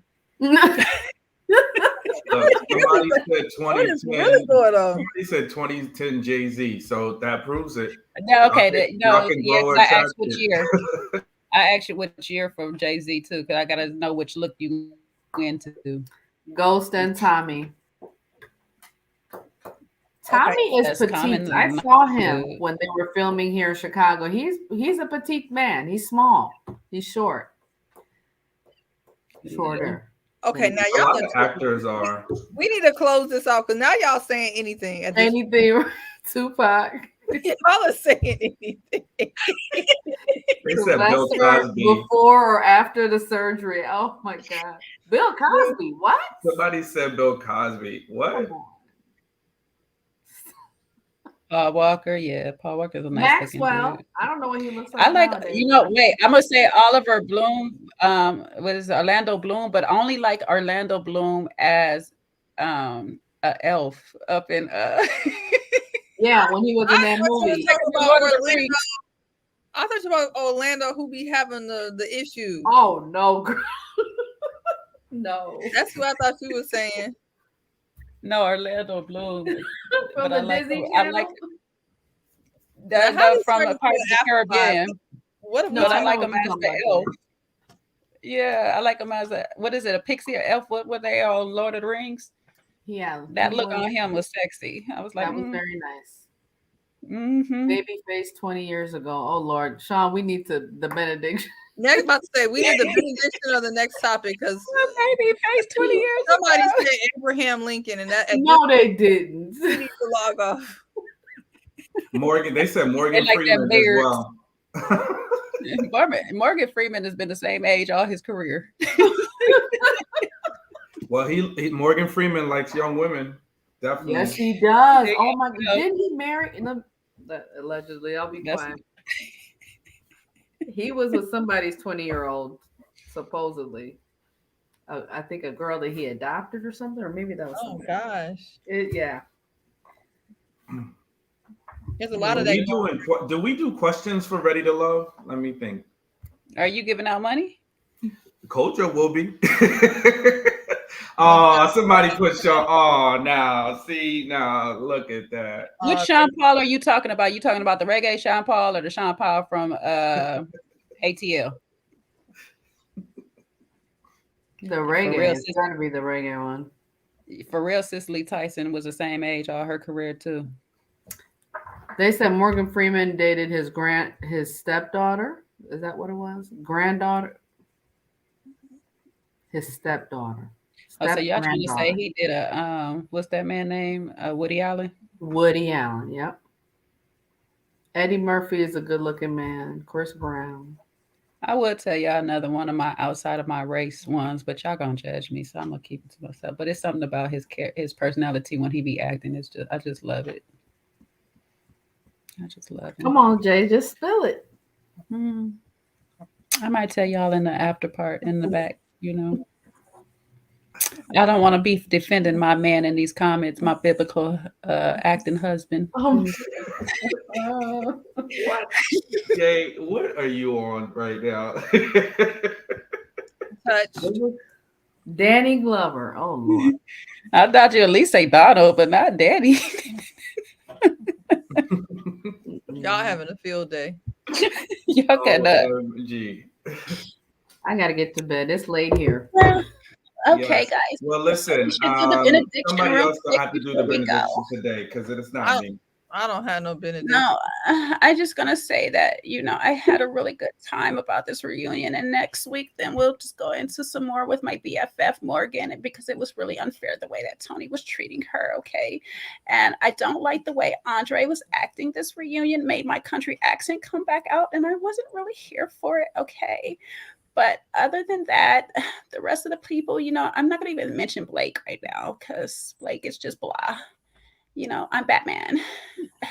But yeah, so you guys have a wonderful night. You know, I love you all. And you just go out there and find your biblical person. They're out there for you somewhere, okay? And if the parents don't want to be there, just don't chase them, okay? Just don't. Love yourself. And you guys should be graced that you were here with us tonight, sitting right here with us, okay? City girls, up or down? You got to end with the real voice, they said, Jay. That's the country. You need the country voice. And on another thing, okay, I need to put a little bit more bass up in it because first of all, if Andre is gonna sit here and try to play me, I think's not, okay. Not this country little bumpkin right here. Hello. Let's get it. Okay, back to you, Blue. Any closing remarks from anyone else before we close out tonight? Well, if there's nothing else, we appreciate all of you. Thank you for hanging out with us. We did think Mr. LBB91 was going to grace us with his presence, but the sleep took over. And as we said in the beginning of the live, listen, ladies and gentlemen, sleep is so important. If you don't get your rest, if you don't get your sleep, it's going to mess you up. So that's the first most important rule about health. But we appreciate y'all. There was over 700 of you that were with us tonight. So we do appreciate you hanging in there. We appreciate the comments, the banter, the back and forth. We'll be back at it, next week to dive into the part 2 of the reunion. I'm not going to say when the next live is going to be because I don't know, and I'm not going to say. So we will definitely be back soon. I don't know if there's a men's panel tomorrow or not. I can't promise y'all. I know Seaway won't miss it either way. I will not be and present. Probably neither will Jay, but hey, listen. It is going to be what it's going to be. But again, we appreciate y'all. I'll be watching LBI live, LIB live tomorrow.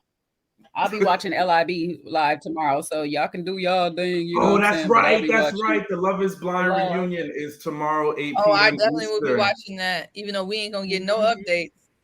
So yeah, that's gonna be a good one. Check that out. Listen, follow all of us, at our respective social media platforms. Jay, another round on YouTube. You could check her out also on Instagram. We got Seaway. It's Seaway's World. You could check her out. TikTok is where Seaway thrives. So find her on TikTok. Mrs. Dior 22. Mrs. Dior 22 at TikTok. You can also Venmo her some Dunkin' Donuts. I'm still waiting for it. Sophie. Your IG is that your IG at Sophie.inc? Okay, check her out at Sophie.inc. Listen, we got some esteemed panelists. Appreciate you all. JR was with us earlier. You can check him out on IG at JRXTV. So, listen, we try to give y'all some good content. Even when our good brother is resting, we come together as a family, and pitch in and try to, give y'all the information with our little spice and twist that we know that y'all need. So again, have a great night. Bless y'all. Appreciate y'all. And you are starting a live right now, Jay? I just realized I could have linked this to this whole time, and I didn't know. Oh, you was linking it. I was like, get ready to say, hey, listen, join Jay's live because she's about to have a live right now. But please check out another round. Go ahead and like and subscribe and share on her channel. And please continue to support Little Black Book as well. We want to get to 100,000 in 2023. Please, 2023, 100,000 and 1,000 plus for another round. 2023. That is our request. Likes and subscriptions don't cost nothing, folks. So please don't be parsimonious with your likes and your shares and your subscribes. Be cheerful. Can I say something? Be cheerful. Sure, go ahead. Thanks to all of the wonderful subscribers that go to war for Sean and I and all of us in the comments, and make sure that we keep this a respectful space, that we all feel comfortable coming up here, because it's not always easy to come up here. I saw a few of y'all saying that y'all want to come up, but y'all are scared. You should come up anytime. This is a safe space. We're always kind and welcoming. But yeah, thanks for always showing us love, because there's so many more kind people here than unkind people. So we appreciate y'all. Yeah, that was a good ending. We'll end right on that note because we know we get more love than not. So we appreciate y'all. And listen, Kojo's gonna be coming to the US again. So y'all better buckle up and get ready.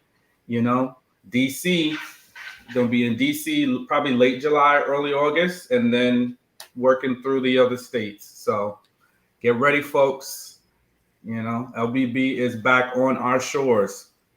But again, appreciate y'all. God bless. Appreciate everything, and have a great night. I'm going to try to be patient with me. I'm going to try to end it with the videos that we love to see, but if it gets clipped, don't be mad. Don't be mad. And thank you, Mel, for the super chat, even though Kojo's not going to send that to me, but I'll try to get it from him.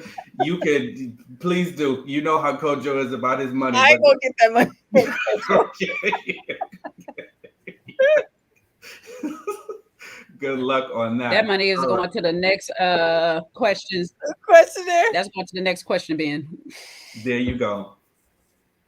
All right. Let's go into the So question box. first, this is for anybody that slanders anybody. Not on my watch. Not on my watch. And let me find our favorite one. I'm like, I'm leaving here with something. You know what I mean? I'm from around the way. I'm leaving with something. I'm like, I'm leaving here with something. You know what I mean? I'm from. So we didn't leave here with nothing tonight. We left here with y'all and a good time. So appreciate you all. Stay blessed and good night.